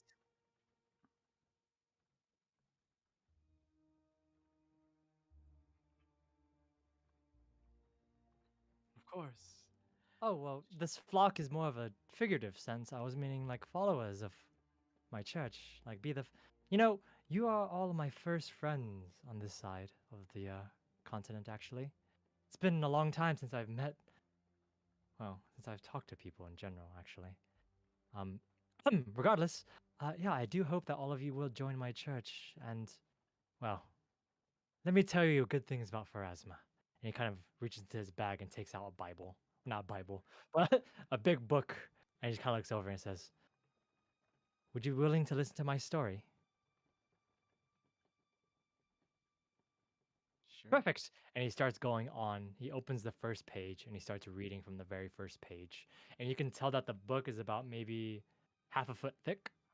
So it is a very large book. And he starts from the very first word of the very first page. Well.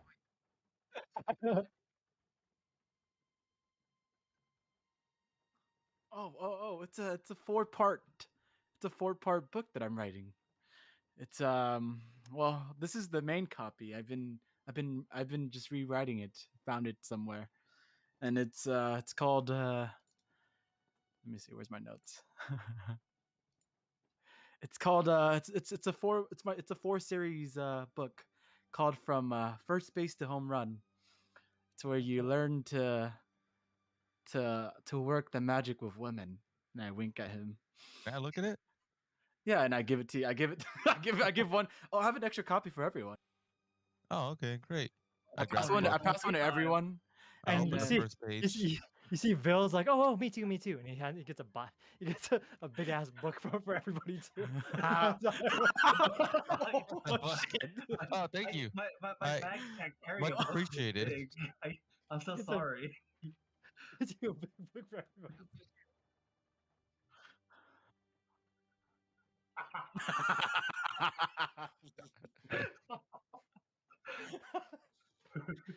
But yeah, it's just it just teaches you with women. Girl, Why do you I need this also have book a for? question You're for a you. you're a good looking dude. Well, Girl, Oh, everyone wants love, and Oh. that's what I'm looking for. It's okay. I have someone waiting for me at the Mythian bureaucracy. another robot? No, Is Huh. it? someone. A dwarf maybe. No. She's a regular human, and Oh, but yeah. You're a yeah. oh, robot. there's Like what's not even what's the same metal. You're made of different Wait. metals. Wait. Is wrong this with that? is up. she blind or No, she's not blind. wait? She's amazing. She's into books, just like me. But you're a robot, not a book. A robot can dream. A robot can dream. Okay. Wait, you can dream? Wait, you sleep? I. Oh my goodness, so many questions. What do you run on? Yes, do you run on magic or battery? I so want sleep. As you guys are talking, you just hear the guard in the front. Quiet. As he just kind of just looks back at all of you as you guys are kind of getting into conversation. There's something on the horizon, it seems.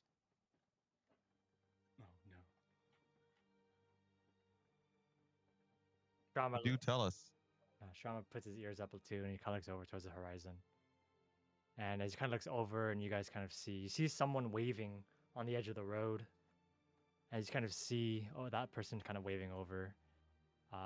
It takes some time, but you guys eventually make your way over.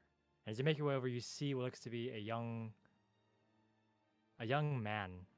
And the young man just kind of looks over. He kind of waves over the first cart, and you see the captain and the young man talking. And you see the young man is like covered in blood and bandages, and looks to be he's been like in a scuffle or a skirmish or something. As you kind of look at that, you see the captain talking to him, and you see the guard in front just kind of say, "Hold on, just wait right here." And he kind of gets off the cart, and as he gets off the cart kind of shakes a little bit. As it goes, it just kind of pops up. As you notice that the big guard was holding the cart down by a little bit. And he just kind of gets up off and kind of goes over to talk to the captain. And as you guys are just kind of watching this happen, Vils just kind of he kind of leans over towards one of you, and he says, "What do you think happened?" Yeah, go ahead and perception. Well, what's the lore rule, Will? So every background gives you a certain thing of lore, and then whenever like that thing comes up, you get a bonus to it. And you're always trained in that certain lore. So Yeah, like, So some people have like lore underworld or like lore certain cities. so if I or, do like, since my lore is fortune telling, like, what can I use that for? So if you try to tell fortune for somebody, you can probably use that bonus. Ooh. Oh, Or you okay. can like, or maybe like if someone's giving a fortune, you can tell if they're lying or not or something. Like things Okay. that have to do with that. Okay. You smell smells of blood, of grease, of oil, and also smells of death. You can kind of smell wafting over the uh, wind. Just a lot, probably just across this little tiny hill that you guys are on. There's probably a lot of dead bodies and dead horses. So that's what you can smell. And are we almost to the camp? Or like, No, you guys, this is probably it's right after. I would probably say this is probably like it might not be right after, but it's definitely within the journey. But you guys aren't close yet. You guys are like Okay. not even halfway.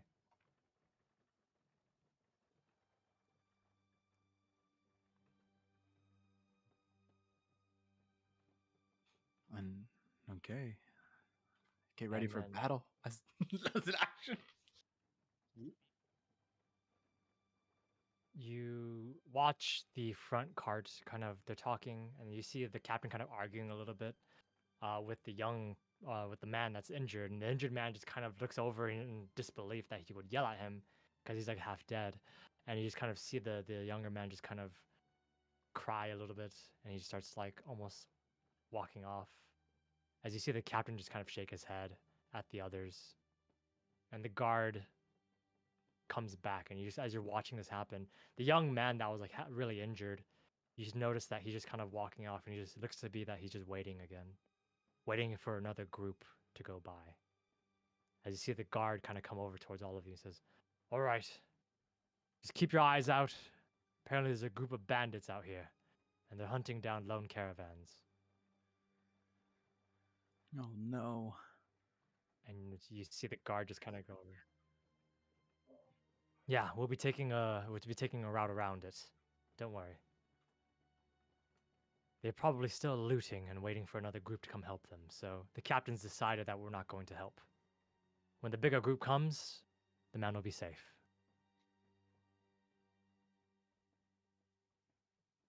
And oh, you can try. You can get off here and go try if you want. Yeah. Don't See you do later, it. Balto. I've seen this before.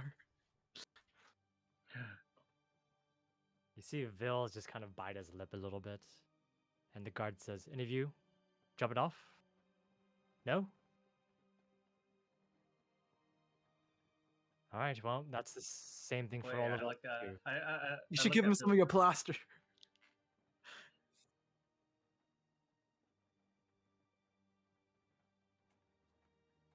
Well, we are on time. You can throw him a potion if you have one. Throw him a plaster. Spit on some dirt. As as none of you jump off, you see even Vils like struggle with the decision. You see the front cart move, and as you guys, the second cart's coming by, you see the young man looking up at you, eyes pleading. He looks up at you, Balto.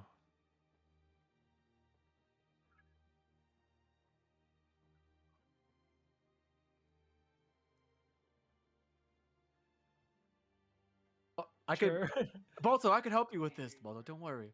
And I use I cast my cantrip, May telekinetic projectile. I wave it to the air and give it to the So kid on useless. the road. This is gonna hurl it at him, you know. Oh, that, is right? it? I thought I just. Yeah. It's like a loose hurl, right? No, it's Rolled still, him. Oh. Rolled him. it's a It's an attack roll. an attack roll. Yeah. Never I mind then. thought you were gonna use. I thought you were gonna use Mage Hand or something. For some Yeah. reason, I don't have Machan on. For some reason, I thought I Do you- did. did you want One, to do it, two, or do you want to three, take four, it back? 5, 6. Do you want to do it, or you want to take it back? I'll take it back. I thought I had. Okay. I thought it was the same thing. That's why I didn't take Machan. I think. No. This is, you have to run an attack roll with this. Oh, never mind. You see Balto just kind of Right. he kind of just leans over the side of the cart and puts his hands out. And you see the man just kind of put his hands out too. And Balto just drops a piece of dirt in there. He looks at it for a second. He just kind of confusedly he looks at it, and then you guys just ride forward and past him.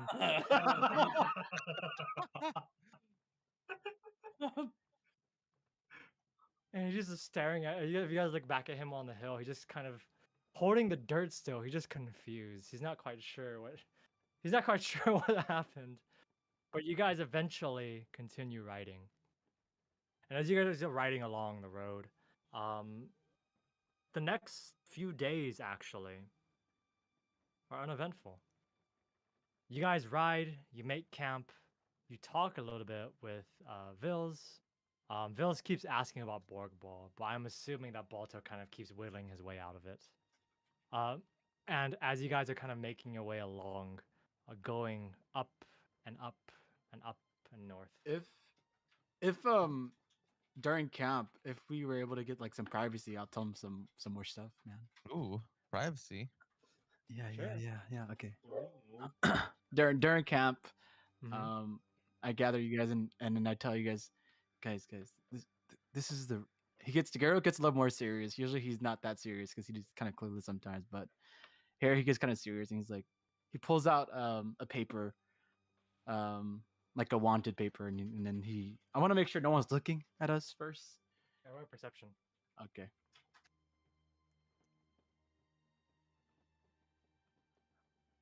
I can roll for stealth, but that won't really help. Sure, if you could sniff it out, sure.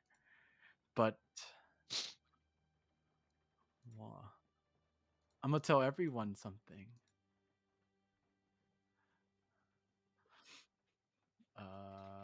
Perception. Where's my perception at, bro? Is it on skills too? Perception is on the banner in the front. On the Front. left side banner.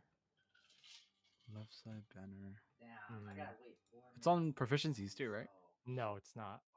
It's next to your initiative. Wait, where's my I probably initiative? got to, yeah. Card, I was so damn bad. I just spent. Oh, I half see. my-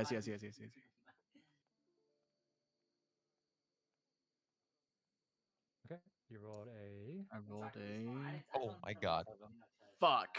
You look around. I'm pretty sure no one's watching. You're fine. Balto, you sniff, and you think, and you look, and What?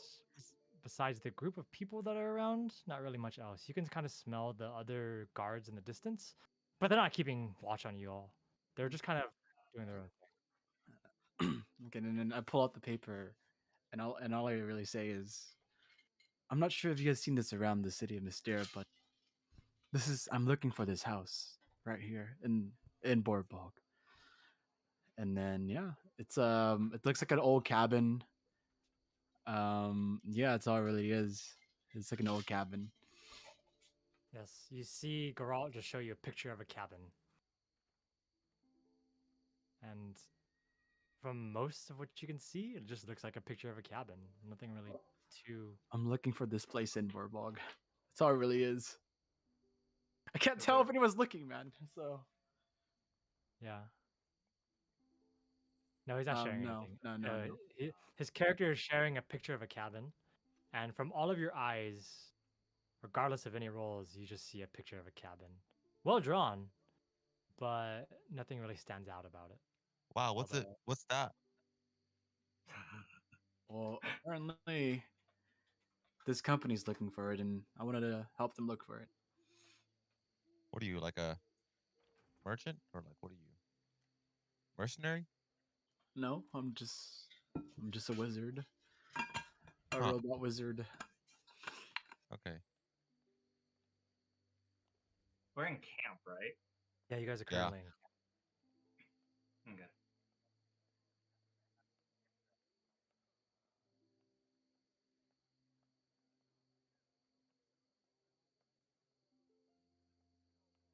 Angel Feather. Feather.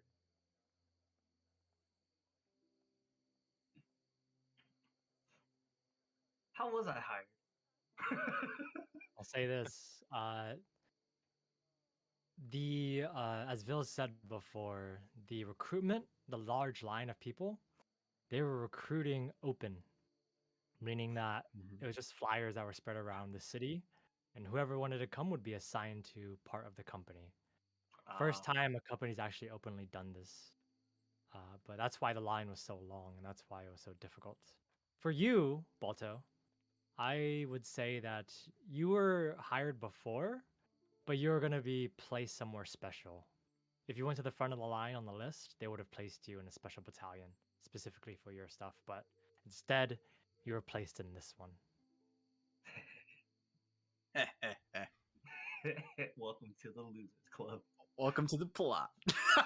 Yeah. You see Vils kind of walk over and look over at the camera and says, I will remember this, all right? If I keep. Once we're in Borgball, once we're inside the actual lands itself, I will keep an eye out for this, all right? I know that all of us may not be together once we get in, obviously. You know, this is probably not our final version of the group that we may join. We may join different companies, maybe get higher ranked, but just know that everyone I meet, I will tell them about this cabin, all right? Just to make sure to keep it Oh, out. no, don't tell anyone about this cabin. Just Oh. keep it between us Oh, that we're looking for it. Oh, I thought you were recruiting people to look for. Oh, I see. Okay. All right, then I will. And he winks. Make sure not to tell anyone about the cabin, but I'll keep a lookout out for it. Mm-hmm. Thanks, man. And as you guys are kind of sitting there and just kind of looking at the starlight and looking up, Harold, you kind of just feel a sense of. You're not quite sure what it is, but something is making your heart beat a little bit faster. Although you're just sitting up and looking at the stars. Don't I have to like pay my respects or something, or pray to it or something? No. I'm just telling okay. you that for your character and you yourself are just. You feel a sense of connection. Although you're not quite sure. And as you're kind of looking up at the stars, your heart starts to beat a little bit faster and faster. And you're not quite sure, but you start to break out in a cold sweat. Like awake or asleep? You're awake right now. As you're sitting there listening to these people talk. Can You're just kind of. Can I make a roll to see what's Yeah, doing this? Or of course. Yeah, make a roll. what kind? I would say you could either make an investigation, a perception, even an whatever your spellcasting modifier is. And yeah, that's fine. Spellcasting modifier is, I mean, divine or whatever you use to cast. Okay, I'll just use. Shit, where is it? Yeah, I'll just use perception then. Okay. You look around. Oh. It is Oh my god. it is so dark and you can barely see Ow. around. Even though the moon is out, you just feel the sense of. And as your heart is starting to beat faster and faster, and you break out in a cold sweat for some reason. Stops. Oh, okay. And your heart begins to slow. And you look up back up at the stars in the sky, and you realize that the constellations are, well, they're always beautiful, but tonight they look especially dazzling. Ah, And you're not quite sure, but you feel as if something was watching you, and now it is not. But that's just a sense. You're not quite sure exactly what. And as you're kind of thinking this, and everyone else is kind of talking and conversating, you see Vil just kind of just, I am tired. I am bushed. I am absolutely exhausted. I am going to go to sleep, and I hope, you know, all of you. Well, this is a bit of a joke that we do in the Pharasma Church. I hope all of you go to sleep and you wake up tomorrow. bro. Just a screaming out loud. Well, it's a little bit lighthearted, you know. It's just, I mean, come on, it was a good one, right? And he just kind of just chuckles a bit and he says,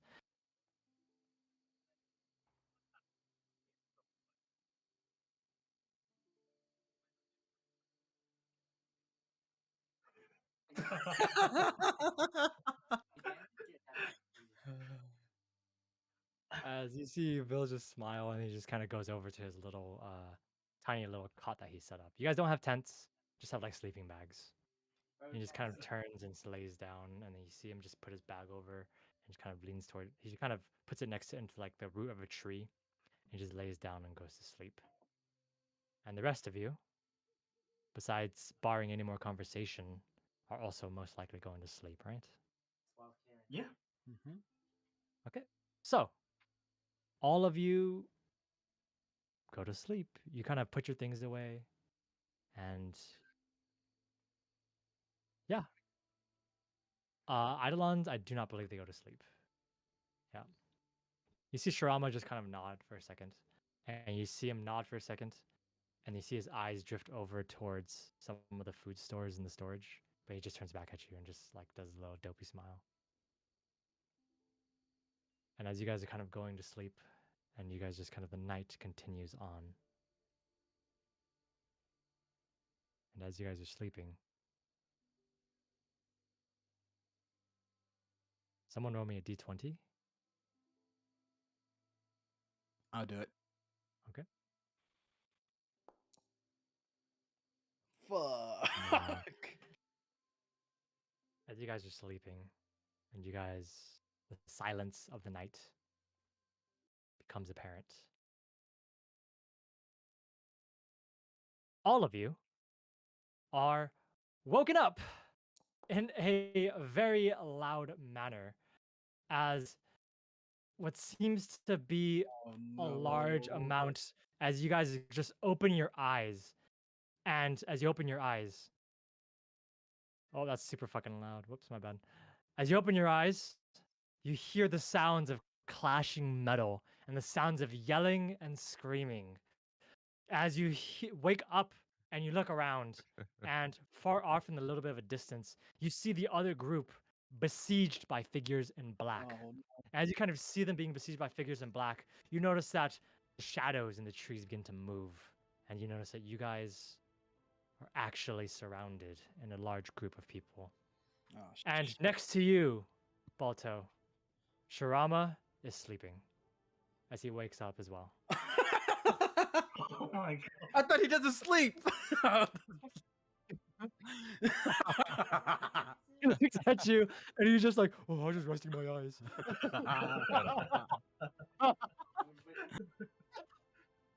As we go to a combat map. So, as always, I'm going to activate the. You guys are going to have to show. Let me make sure that everyone is here. And activate! Let's go.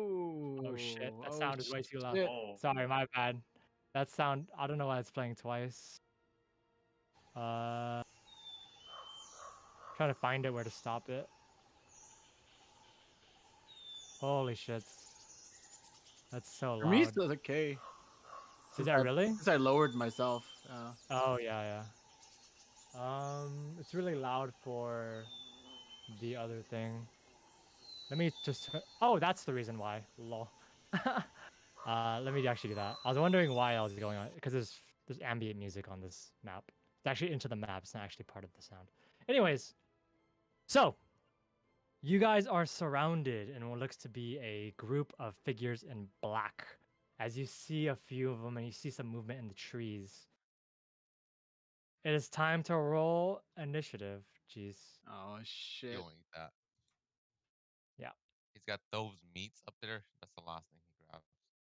How's your feet?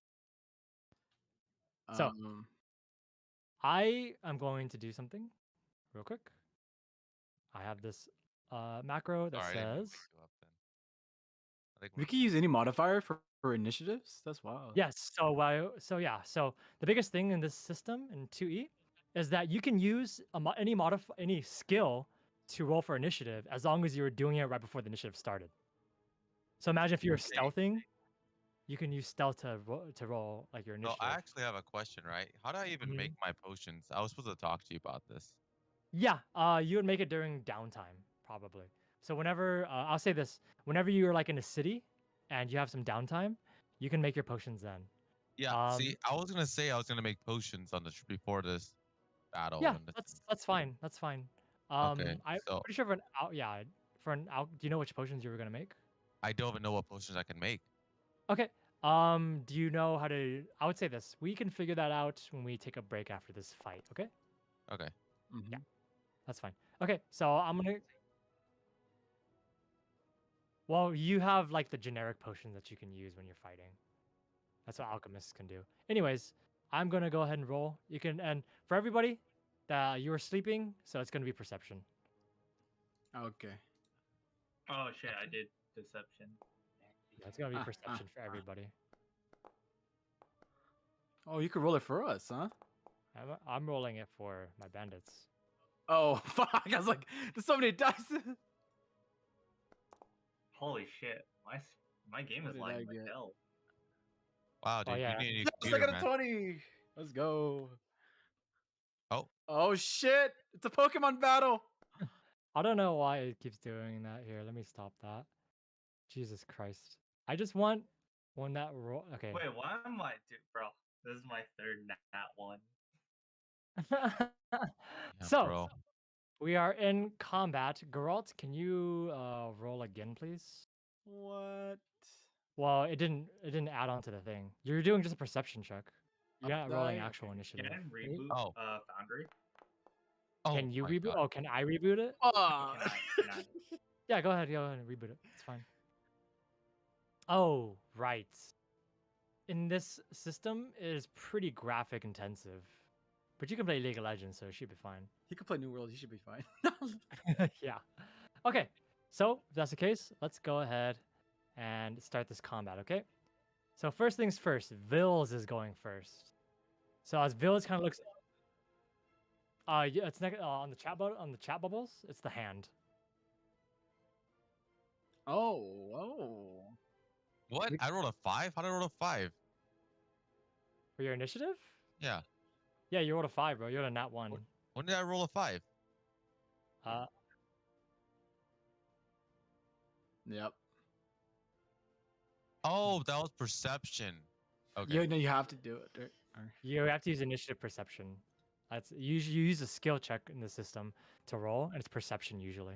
Also, That's why if it's you on the right click front. it, guys, it pops out. If you right click the thing, it pops up for you.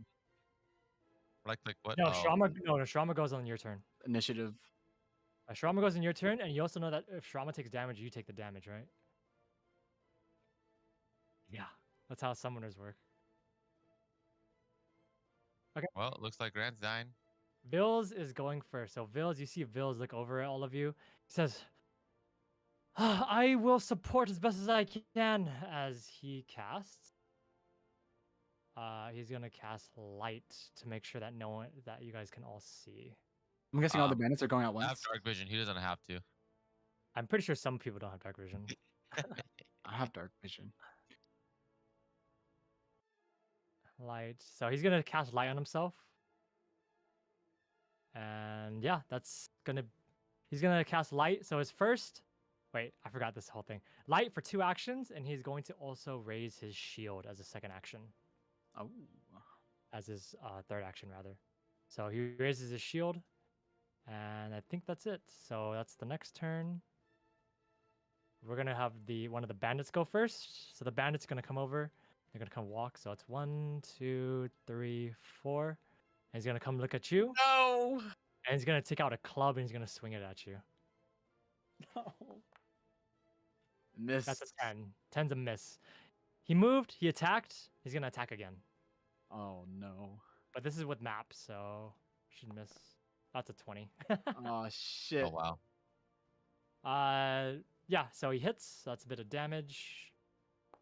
That's 3 damage. Oh, As he just slams into your shoulder. The first one misses, obviously, but as the second, he just kind of brings it back on the rebound and he slams into your shoulder. And that is the end of his turn. So, next one.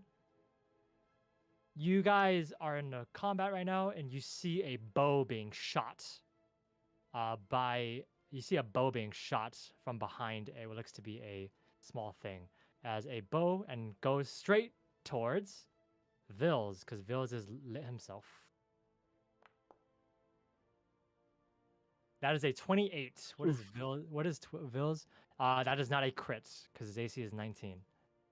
So it's just a regular damage. That's right. If it goes over, huh? Over by 10. He takes 10 damage as Vils just gets shot in the shoulder. Damn. At least it wasn't his leg. Yep. He had 10 damage as he gets shot in his shoulder. And then you also see that 2 more quick bow shots come out at it because he attacks 3 times. 13 and 13. They both miss. Okay, that is the end of that one's turn. It's one that you cannot see. Balto, it is your turn. What are you doing?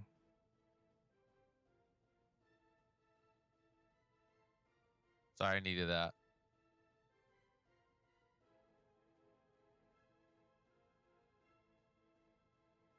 You have 3 actions on your turn.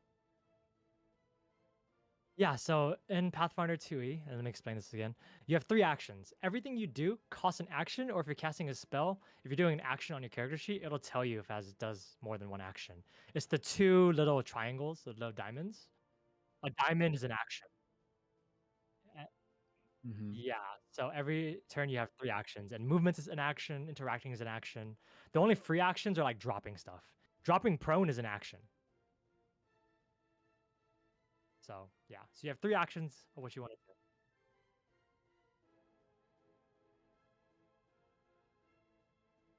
do. Mm-hmm. I would say that you guys got your weapons ready right before the battle started, so no. But usually it does. So if you guys get ambushed, it would take time when the shadows are coming down on you. You're able to take out your weapons, whatever weapons that you use. Yep.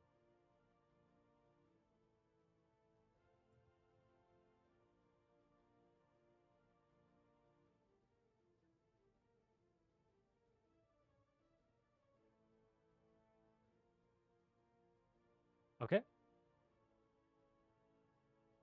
Okay. So you extend your target gets 1+ on AC until the start of your next turn. You get a life block reaction after using the reaction. Spell ends. Okay, let me look at life block. The spell's target would take damage, reduce it by 10. Okay, yeah. All right, I'll just keep that in the back. So I'll go ahead and note it on him that he has a thingy. Yep. Bing. I believe how much actions does so with the summoner, Shrama can do his own stuff. You share the same action. You share the same. You guys share the same. Yeah, you guys. Yeah. So you guys share the same action economy. So it's a total of 3. Yeah, but then the thing, everyone else gets 3 too. But then since the benefit of summoners is that your Eidolon usually has things that can cheat actions. So like I think Shrama has his initial charge action, his beast charge action, where it costs, I believe. Let me see. Yeah. So what it is that beast charge, it moves twice and then strikes, meaning that when you move twice and strike, that's 3 actions for the price of 2. So the main thing about summoners is that they cheat actions with their abilities. That's how summoners work. Yeah. So what do you want to do?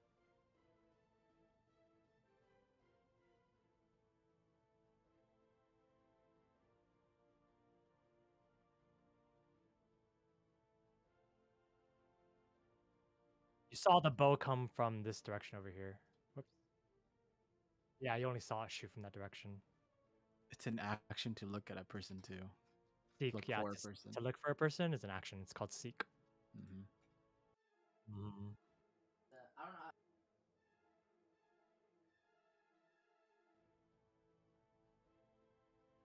know. Oops.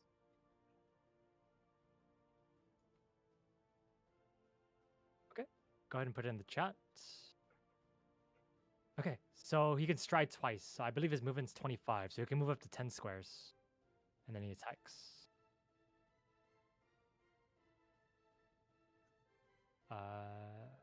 Can you not? Can't move it. I think the reason why you have ownership over it, right? Token, Shrama, always available. Shrama Eidolon. I believe you do. You're able to access this sheet, right? Okay, so let me go ahead, configure permissions. Okay. Oh, can anyone move the character or no? Let me see. Yeah, token control. You still can't move it? Here, let me do this instead. Okay. All right, can you move it or no? Token control, shift. Okay, I'll just, oh, the reason why is because the game is paused, lol. This whole time. Yeah, it's been paused. Okay, so go ahead.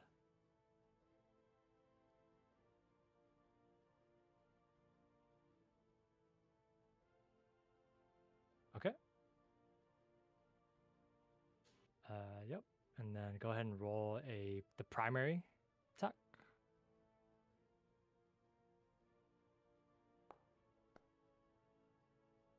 That is a 9. That is a miss. As you kind of you're saying, "Go, Shrama!" You see him, and he just slashes.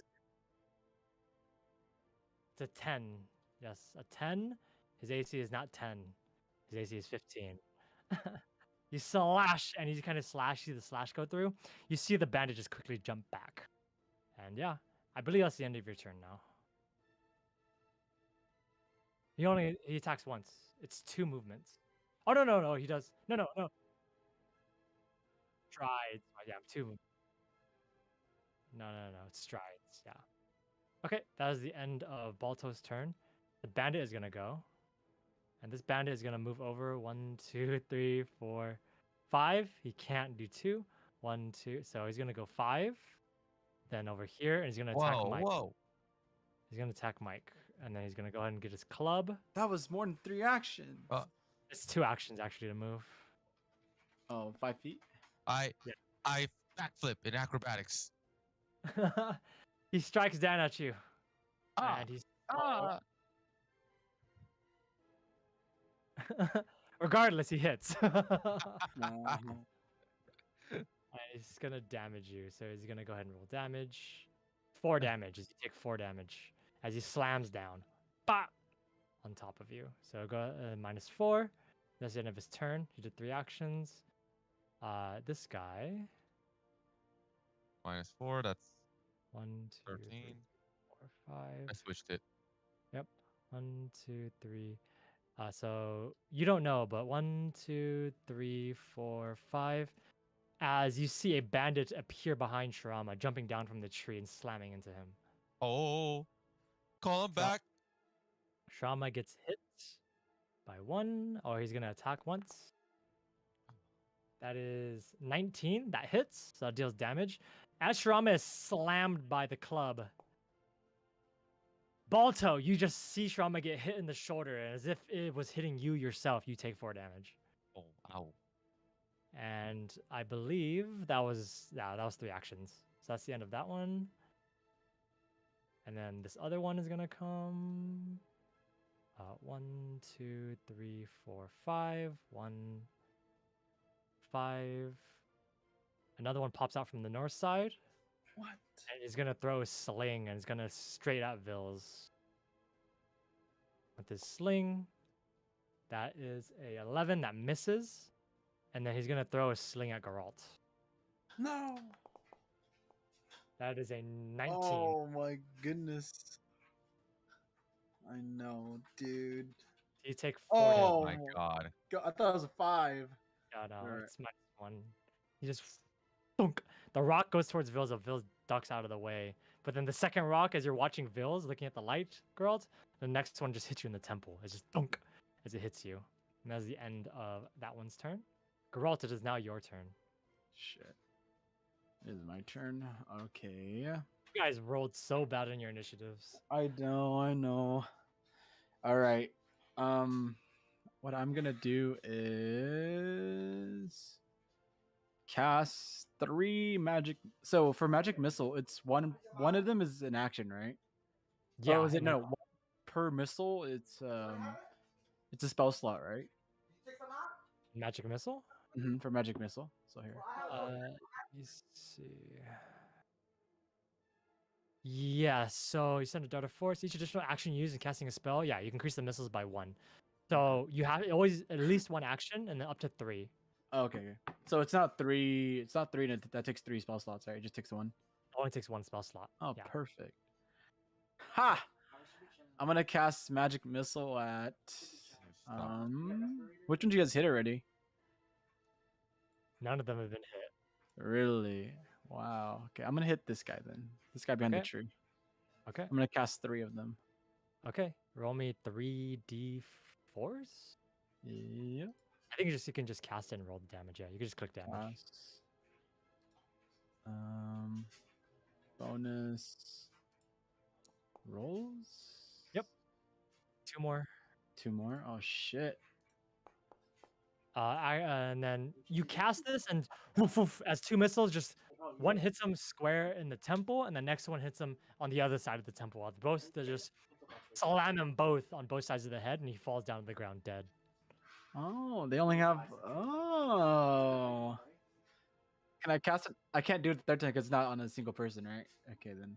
Third time, yeah. So you wouldn't have known his health would have gone down all the way. Yeah. So the third one just goes right past, but then he's dead from the first 2 blows. Okay. Okay. That is the end of Geralt's turn. Mike's turn. So, is Mike here? Sorry, I just spilled beer all over my. Okay, I use a land dagger. Oh, clan dagger, huh? Swipe the one next to you. 11. 11 is not enough to hit. What? Missed Yeah, by- 11. Damn it. 11 is very low. All right. Oh, can I strike again? Yeah, you can. You have to click the second one. It says map. It's multi-attack penalty. So you choose the second one when you attack twice. How do you? You just click the map one on the attacks. I don't get it. So where did you roll your clan dagger? You rolled it in your inventory, or you rolled it on your main page? Item inventory. You rolled it from your item inventory? Let me just check your item inventory. So you go to item inventory, go over there. Yeah, you would roll it on. So you go to your actions instead. So it's the next tab over. Okay. Okay. Yeah. You already drew, so you don't have to draw.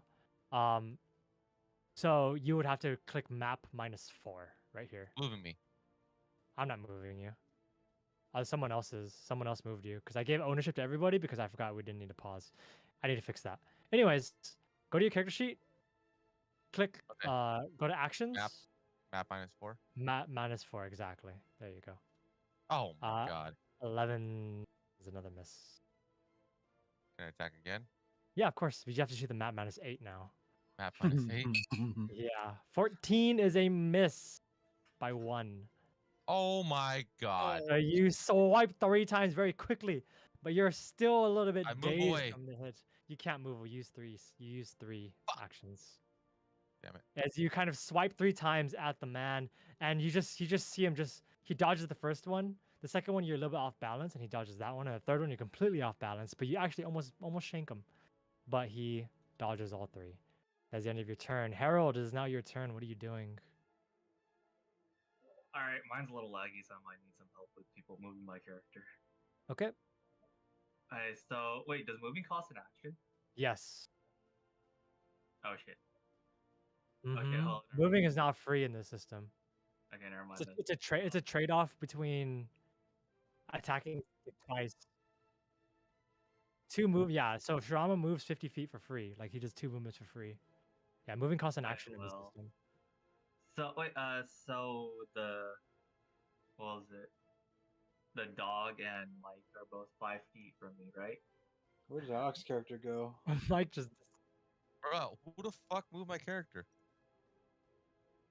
Okay, let's just say. Okay, I'm just gonna use blessed Uh-huh. because I found out my spell is actually an AOE, and I'll probably hit bills. Okay. So blessings from beyond strike can feel you and your friends can Oh, once Fun per fact. turn, starting to the turn. Yeah, you're back now. Once Fun per turn, fact. starting to turn after you cast bless, you can use just concentrate to increase. Okay. So bless. Blessings strike true. One thing. Is bless a touch? It says 5 feet, It's an incantation. but Oh, it emanates. emanation- It emanates from you. Yeah, so 5 Oh. feet. So that's Yeah. Oh, the dog and Mike. No way. that's so cool. Did you do that? What? Oh, nothing. Anyways, yeah, you place the 5-foot emanation. There you go. And then I'm gonna Oh my use. god. Whoa. I'm gonna restart my computer after this, by the way. Okay, Or, that's like, Whoa. right after my turn. Okay, that's And fine. I'm gonna use shield. Okay, on you myself. shield. All right, my turn's over. Okay, you shield. Think. All right, that's the end of. I'm gonna Alright, restart my sir. computer. Sounds good. All right, Vils. That's the action. He casts shield because shield's a 1 action. I'm pretty sure, right? Mm-hmm. And then bless is a 2 action. Vils is gonna look over. He's gonna see that Geralt and Mike are a bit hurt, and Balto as well. He's gonna go ahead and cast healing. So he's gonna cast heal. So he's gonna do a 3-action heal. Yeah, he's gonna do a 3-action heal. He heals everybody within 30 feet, including the bandits. What?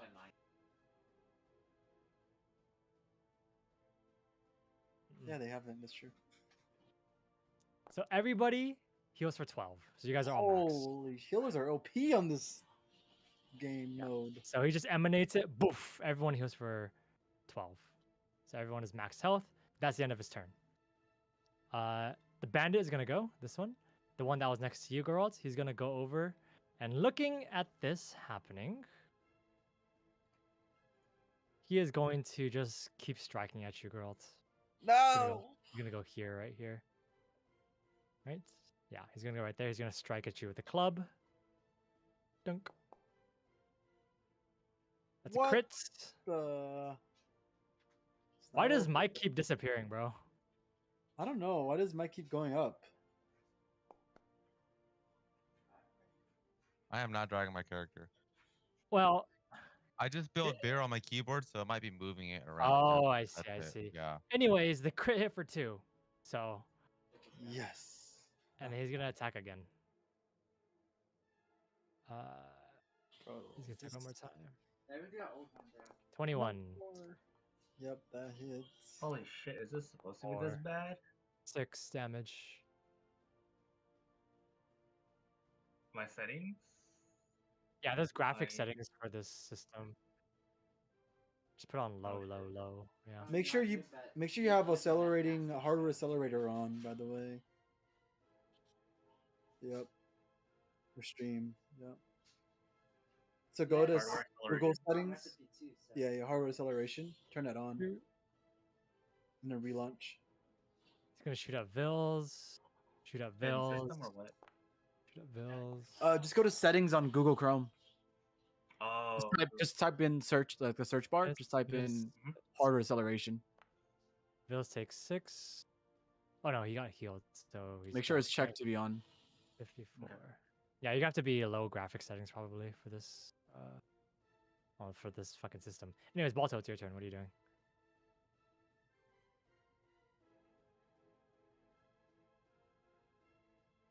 Okay. That's a miss.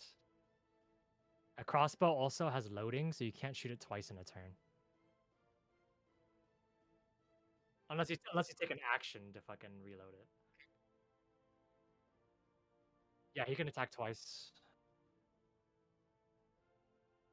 Okay. And he can still use his primary for his other attack too. Nice. Secondary is just supposed to be like a attack that has different like things. Like it could be like a bludgeoning attack or something. So you could just use 2 primaries if you want. Anyways, you can roll damage for the first one and the second one. Crit. There we go. Okay, that works. 5. better you now? Slice. You see Shirama just fucking jump on top of him and just bite into his shoulder. As you bite into the shoulder, roll me the crit damage. Yeah, the bandit just falls over from Shirama's weight as you Let's just go. see Shirama just bite into his shoulder and then move over to the neck and rip out his whole neck as he dies.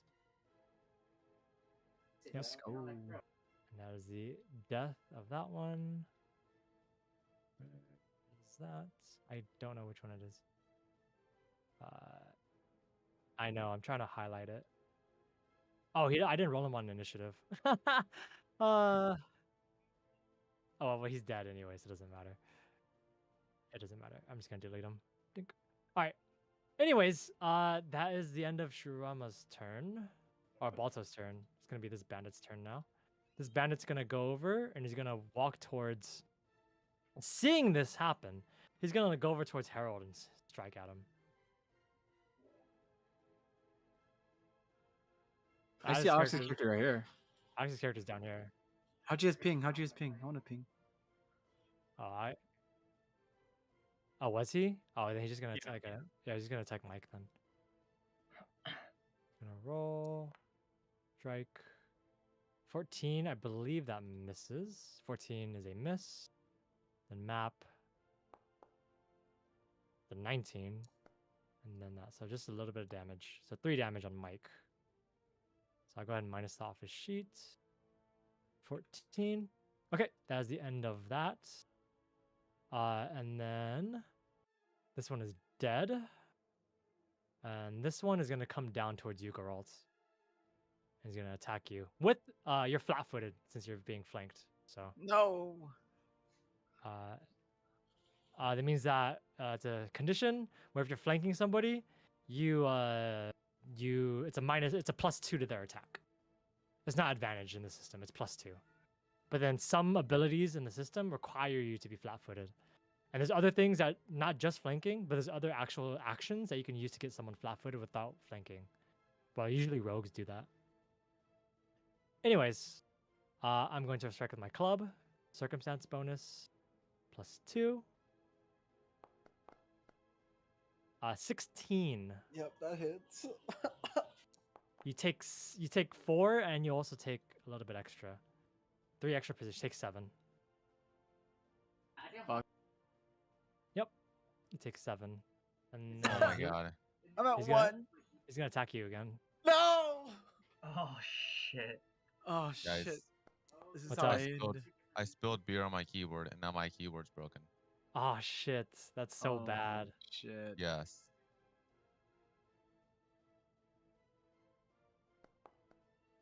I Geralt can't. is down. I'm down. The only person that can hit anyone. Just And you see the bandit kind of go over, look at Geralt on the ground, and he walks towards Vils for the next one. Oh, actually, no. He takes out his sling and just fucking throws the sling at fucking Vils. It doesn't seem that he's. yeah. Oh, it does. man. It does. It does. It does. I'm gonna restart. I'll be right back. Even if he moves, it takes an action to hit again. So that's Yeah, it. He hit me that's 2 fine. times. He's gonna move then. He's gonna move over. All right, if that's the case, if you guys are gonna call it that out, I'm gonna be forcing and drawing for all of you guys now. I was being nice earlier. What? I didn't say shit. Hey, you said that Anyways. we were ready for battle. Just kidding. Sure, you guys are. Anyways, Geralt's gonna go. Death Geralt is- save. Death save, yep. Fuck. First death save of the game. It's grayed out for me for some reason. Oh, there you go. There you go. I believe. There you go. So you've succeeded? 13. Let's go. Just dying by one. So you're now, I believe, you are now just. You're at 0 HP now. So that's it. Yes. Okay. That is that. But you also are prone. But you are stabilized for now. Uh-oh, Okay. I clicked the dead thing. Doesn't matter. It's Oh fine. my. Mike was gonna go, and Mike restarted, I believe. So I'm just gonna go for him. He's gonna take out his clan. He has his clan dagger. He's gonna strike at the one next to him. Let's Crit. go. 6, and then he takes 6, and he's gonna use his clan dagger again. 12 is a miss, and then he's gonna use his clan dagger again. 14 is a miss, so he only takes 6, so he's not dead. So Stu. All right, that's the end of Mike's turn. Harold, it's your turn. What are you doing? Oh, no, if- actually, no. With bless, he hits with that 14. Actually, Oh. yeah. Yeah. This is the people that is emanating. The bandit dies. Yeah. Forgot. Yeah, I forgot with bless, because 15 is the actual thing. All right, Harold, now it's your turn. If I heal Geralt, is he still prone or? He's still prone, but he's a lot. He has HP and he can act on his turn. Okay, then I'm gonna cast a double action heal. Okay. It's 30 foot, so I heal Uh-huh. Geralt by 8. You increase it by 8. So yeah, he's full. He's probably full health now. Yes. I increase it by 8. What's the? Oh, I have to roll a 1d8. Yeah, you're on 1d8 plus the 8. Oh. So press the healing button. Oh. So 14. You heal for 14. Oh yeah. It's literally full. Okay, so I have one action left. Yeah, and then your last action probably has to be used to sustain your spell if you want to sustain it. Yeah, I'll sustain it. Okay, you sustain it. Okay, that's 3 actions. All right, that's Okay. the end of that. Vils is gonna look over, and he's gonna look over down and look at the rest, and he's gonna see that things are not going well for us. So he's gonna go ahead and roll, or he's gonna do this. No. He's gonna cast a spell, and it's a first level spell. He's gonna cast Spirit Link on Balto. Wait, no, not Balto. On Mike, because Mike is getting hurt. So he has Spirit Link on Mike, and then the spell does its own thing. Alright. And his main thing is that he's going to shield for his last. All right, I'm back. What happened? Perfect. Oh no, you're just being life linked by Vils. Okay, the bandit's going. This bandit is the one that is. Oh, wait, is this one? No, this one here. He sees you down on the ground, Geralt. Looking down and seeing that he's gonna see that. Looking down at you and looking down over there, he's gonna see a lot of different things. The question is, are these bandits fighting to the death or not? That's my question. Yeah, are they bitches or not? Huh. They're seeing that the battle's not going well. There are a lot of people. Why is Mike? Oh, it's because Oh. the keyboard's broken. Yeah. All right. I think the bandit's just gonna look down at you, Geralt, and he's gonna slam at you. Oh my God! Holy no fucking way! So he's gonna slam down. Yeah, I know he's healed. He's I'm back still prone alive. though. He's trying to knock you out again. My keyboard is shorted now. Really? Yep. Damn. What does that mean? It literally just died on me. And then damage. Slams down not at you, Geralt. wireless. Shit. He takes 6. He takes 6. And I believe, yeah, you're also prone and you're also flat-footed right now, right? Because you're prone. Mm-hmm. So you take the extra 3. So you take 9. And he's gonna look down at you Oh again. no! He's gonna just keep attacking you. Oh That's no! funny. Oh no! I'm back down Okay. again to 0. You know, you should probably stick next to your healer. I haven't gotten a chance to move. Unfortunate. Yes, that's and then the last one he's gonna swing and he's gonna hit Mike. 11. That's a miss. So that's the end. That bandit's gonna shoot. Actually, the arrows stop coming. And Balto, is your turn now.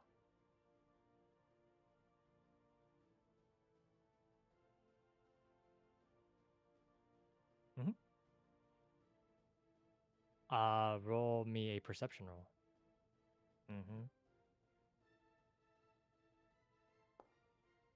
10. You do not see him anywhere.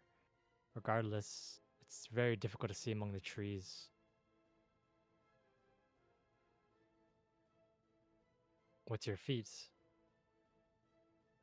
Put that in the chat.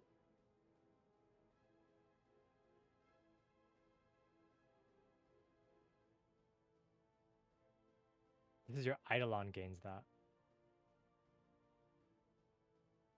Are you your Eidolon? Oh, using Shirama to find him. Oh, I see. I see. Within 30 feet? He's not within 30 feet. Of Shirama? Nope. The arrows just stopped coming.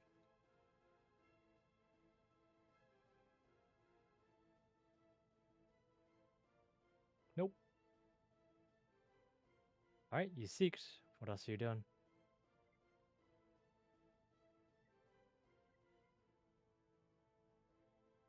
You could use Shirama and charge for the bandits in the middle. You can cast some spells.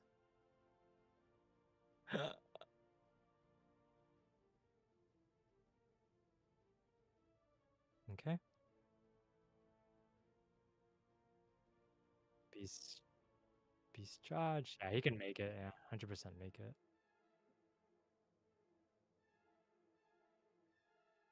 And the funniest thing about your guys' tokens is that they're to scale.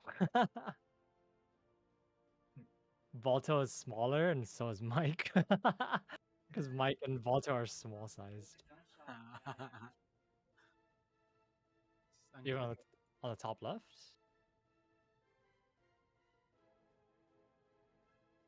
I'll just move you. Where do you want to go? You have to go to the square looking thing. Yeah. Okay. Up and oh, there's girl.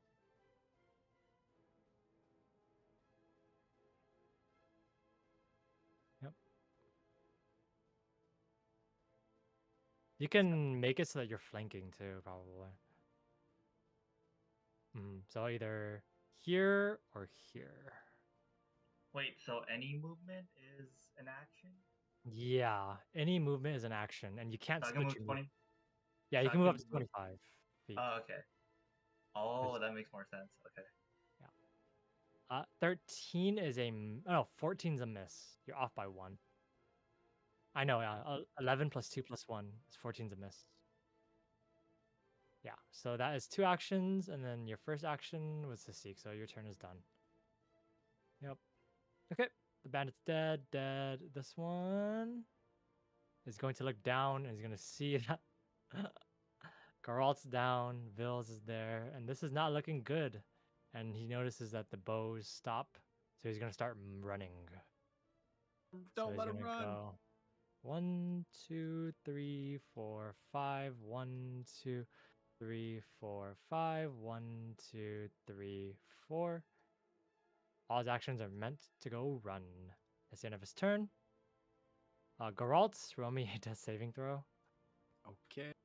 Also, by the way, we're running the same rules as it did before. To run away, you have to reach the edge of the map and roll stealth. Same thing as before, unless specifically dictated by the map. Okay, that's the end of Geralt. Mike's turn. Is Alex here? Alex is not here. Alex? Okay. Alex is not here. Okay. Mike is I'm gonna here go. just trying to fix my damn keyboard, man. I can't. Okay. Yeah, don't worry. Don't worry. It's all good. He's gonna dagger, strikeu. It's a miss. Strikeu. It's a miss. Another strike. I don't know what Alex's character could do, so I am just rolling attacks. All right, that's the end of his turn. Harold, it's your turn. What are you doing? Okay, I'm gonna move. Mm-hmm. 1, 2, Okay. 3, 4. So how if I were to shoot a 15-foot cone, how would that work? Like, who would it hit? Yeah. Figure how to delete that. So 15 feet would be let me see. So let me just delete this too. These effect shit is just so I don't know what to do with them. Okay. Okay. Okay, hold on. Let me delete this. Okay, perfect. Okay. Here. No, I think on the ruler there's a cone template. Is there? Yeah, it's under the circle and the arrow. Yeah, I could just do it for you. 15 feet. That's 15 feet. Okay, so then I will use my last action for Spray of Stars. Perfect. As you see Harold begin to coalesce and looks to be almost like starlight, you see him just breathe in, and you notice that one of his eyes turns completely black as his right eye starts to sparkle with starlight. And you notice he just seems to float a little bit into the air. It is a DC 17 reflex save. These guys have good reflex. It's a 24. Fuck. But he is also dazzled still, so it's still fine. Yeah. As you see Then this, take the half. bits of sparks. So yeah, roll damage. 1. 1. All good. He has a 20% chance to miss though, still, since he's still dazzled. Okay. Spray Alright, stars. Yeah, you moved and did an action. Okay, perfect. All right, and then now we have Vils. He's gonna look over. He's gonna see that Geralt's still fucking down. He's like, I'm coming. He's gonna come over. He's gonna just go over and he's gonna cast a heal on you, Geralt. Bro, how many spells does this dude have? He's higher level than you guys. I'll just say that. Oh. He is way higher level. So healing, cast. He's gonna cast heal on you and public. No way, that's right? 1d10. 1? Oh, because it's just a 1. Yeah. If you do a 1 action heal, you can roll to like a 1. So yeah, you heal for 1, girl. What the hell? Where did the minus come from? I think I'm using a different. He's using wisdom. No, the minuses come from something else. Don't worry about it. Okay. Oh, it's because he's also damaged. Anyways, Jesus Christ. He's gonna cast shield. He's gonna cast shield. That's the end of his turn. The bandit seeing things are going bad. He's gonna leave. He's gonna run away. It's gonna be 1, and no one has attack of opportunity. So 1, 2, 3, 4, 5. 1, 2, 3, 4, 5. 1, 2, 3. Can't you use a reaction to do attack opportunity or no?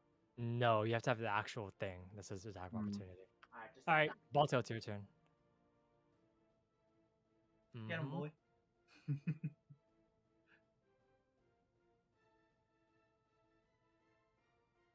It's 20 feet, I believe, because you're small.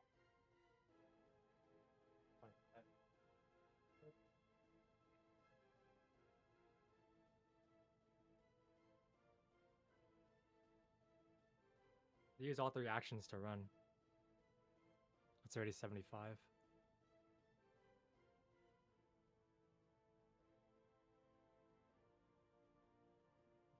Mhm.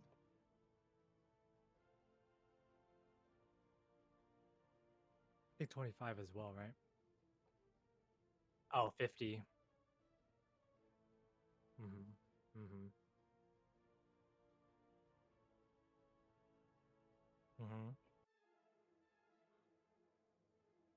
Yep.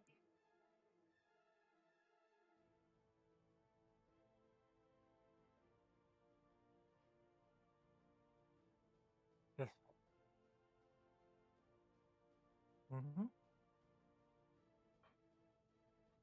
Just drag it all the way over.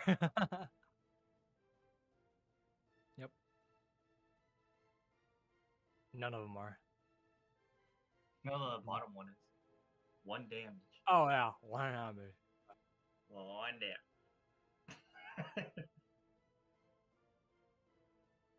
Hey, that's like 20% of their HP. It is true. Alright, that's like 15%, right? Oh, Hurts. Roll damage. 4. You slice into him from the back and he just screams out in pain. Okay. I think it's the end of your turn. Bandit, bandit, bandit. This one is going to try and escape. So he's going to roll a stealth. So, Hey, I'm stealth. alive too. Don't forget. I know. That's a failure. Stealth again. That to be Shirama's perception. Yeah, his passive perception. His passive perception is. Wait, it's 11. Wait, that's not. That can't be right. Because it's your perception. It's off of his. Yeah, so that's under his feet, right? His feet.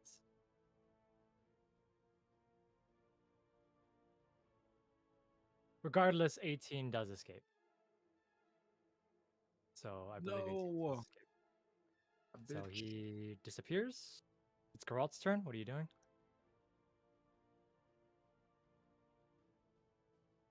Okay, my turn. Mm-hmm. I'm gonna cast Magic Missile. So you're laying on the ground. Oh, I He's mean, like, ah! okay, I use an action to get up. I use the other action to cast Magic Missile one time if he dies. One time? Yeah, it is enough. How far can Magic Missile reach? 125. No, 120 feet. Yeah, it says right there. Yeah, you just fucking blah, straight in the face. Is there any more? As he falls to the ground dead, you look around. And looking around, you wait for a second. As you wait for a second, nothing seems to happen. As you look around and all of you just see and wait for the bow or the strikes to come around. But it is quiet. And although it's quiet, you begin hearing rustling from the north trees. As you begin to hear rustling from the north trees, you guys get your weapons back out. As you get your weapons back out, Vils takes out his thing to heal Geralt. He says, "Yeah, take this." And he gives you a small thing of he gives you a small potion. He's gonna give Geralt a small a lesser healing potion. Drink this; it'll heal you.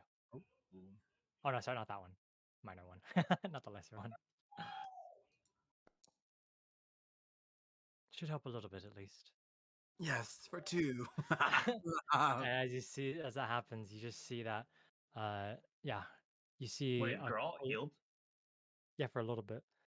You see a large man with tree trunks for arms come from the north side, and he just kind of says, "All of you, okay, all right, alive?" He looks around at all of you, and he just sees you, Geralt. He says, "You are not a frontline bot. I know that for sure." And he looks over and he says, "We've got to go. We've got to keep going a little bit farther. Get away from these bandits, from these trees. Make sure the camp is right, and we'll make camp a little bit farther along the road. It's going to be sunrise soon, so we might as well just keep going, actually." He just kind of nods towards all of you. "Just remember to bandage up your wounds, make sure they don't get infected." And he looks over towards Balto. "Make sure to get this lot in shape, all right?" And then he leaves, not waiting for a response. As that happens, you guys all gain some EXP. Oh yeah. So, EXP. So let me go ahead and do this. You guys gain.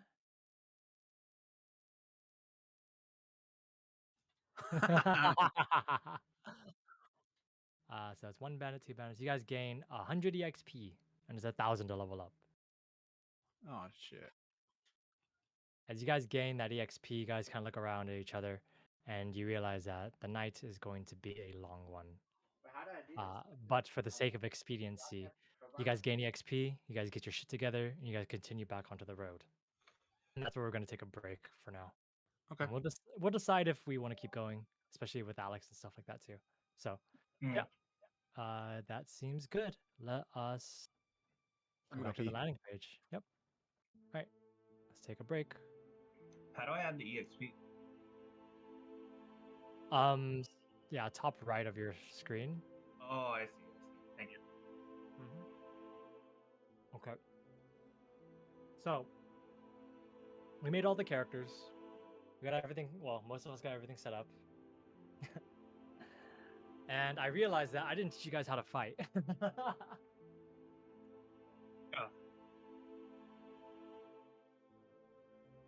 I know.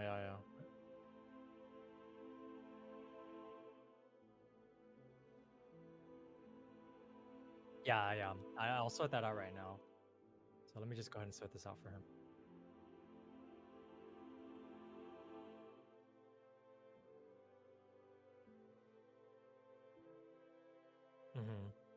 Okay. We'll figure it out right now. So, what do you guys think of the combat system, man? You guys prefer the 5e simple one, or you guys like this one, or you guys think that?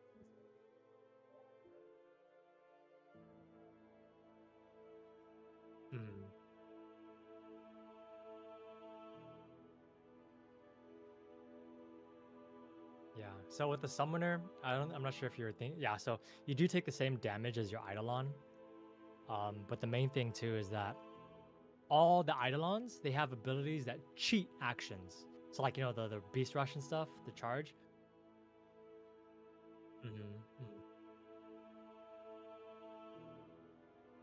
Yeah.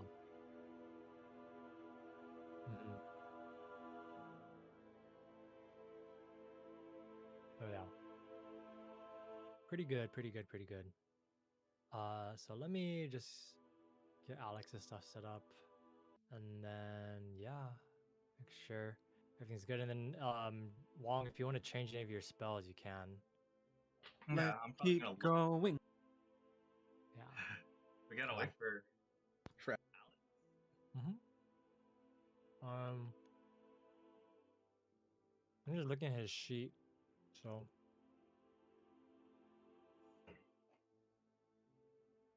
I thought. Hold on.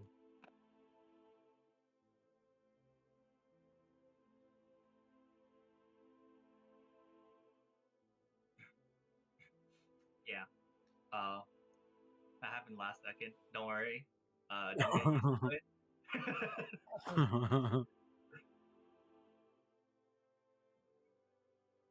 We don't have a healer.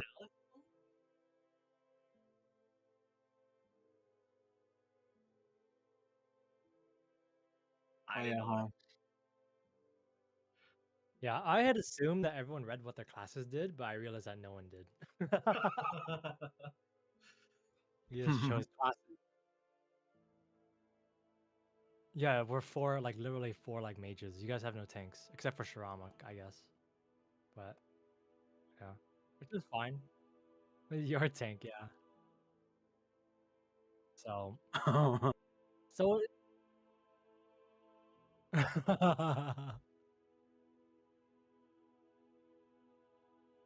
let me pop out Alex my cock.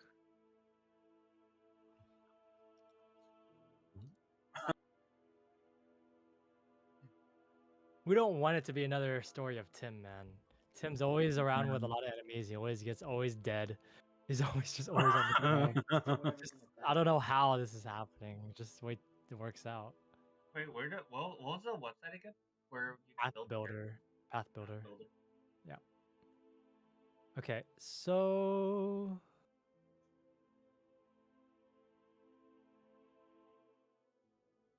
Well, you should figure out how much like we how can many still change. spells We your can still change our. We can still change our characters and stuff. It's still fine. I really don't Yeah. care.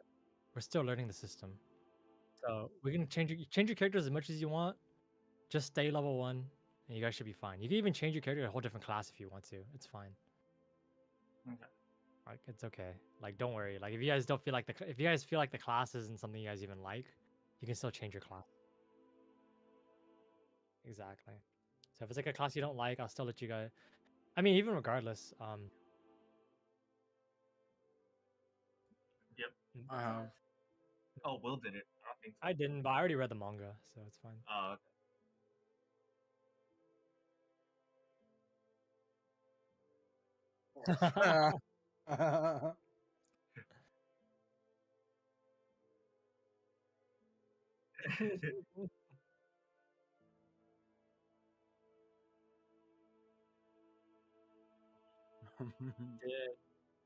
did. See, so let me go Your ahead. girlfriend? No, it's good. So it looks like I have to. I'm just gonna give him the beginner's alchemist.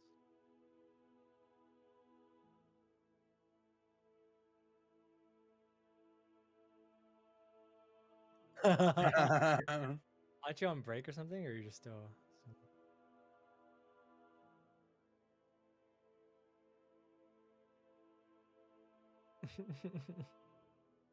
Fucking granding.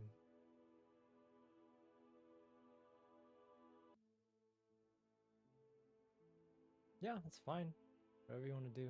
Yeah, after I watched Jujutsu Kaisen Zero, like damn, Maki, she's best girl, bro. I know you said this No. already before, Tim. Maki's best girl, you know. After she split, bro, I was like, damn, she's best girl. Oh, that split. I know what you're talking about. I know exactly what the fuck you're talking about. See, Tim, I was almost deceived too until I was just like, maybe the split's not all there is. You know, the thing is, it wasn't Was it what? Fox too, man. It was her outfit, bro. I was like, god damn, how come they don't dress her up like this in the regular one? You got a piece of meat, Tim. She's not just a person to be like that, okay? She's her own person. She's a badass.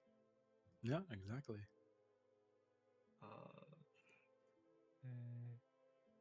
I gotta fix this thing for him. I'm just gonna give him the sample book.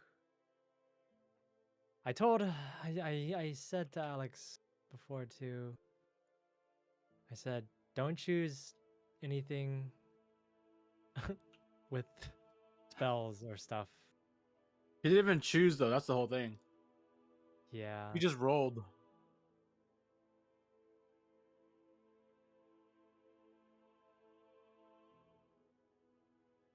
Yeah, it's all good. You can still change this thing. It feels like he wants to play it like a rogue. It feels like he wants to play it like a rogue. Yeah. Just fine. I think if he wants to change it to rogue and maybe even like because with Shirama it'd be really good. Because him and Shirama could just be fighting in the front. And then Shirama could give him like a bunch of what's it called? A bunch of flat-footedness. So I know flat-footedness in this system. So let me also explain too. In this system, stacking on debuffs is the way. It's literally how you win fights. Like a lot of different classes give a lot of different debuffs, and you just keep stacking the debuffs on. And like the debuffs in this game are fucking rough. Most of them reduce like AC, and most of them reduce like a chance to hit. So you just keep doing it until like they can't do anything, and then you just kill them. That's really the biggest thing in this system. So, can I not add that? Oh, can you only have 2? Oh, can you only have 2? Okay. Did he not choose his second alchemist thing either? Wait, Field? how can I create my domain? I thought he did. Wait, Did- do I have to add my domain into my spell list? Your domain? What do you mean? His Your domain moon one? expansion. Oh, you're talking about your domain ability? Yeah. Yeah, you could just drag and drop that in, I'm pretty sure.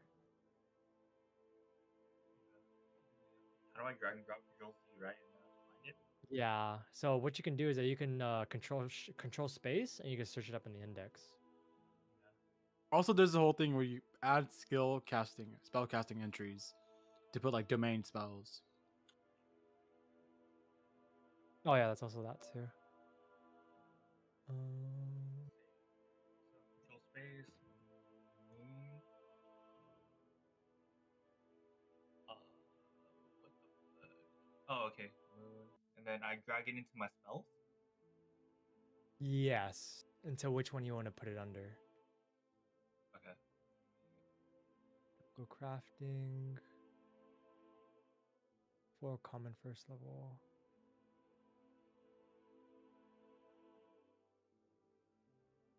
Formula book. 2. We don't know his research field. Huh, didn't work. Did it lag? Okay.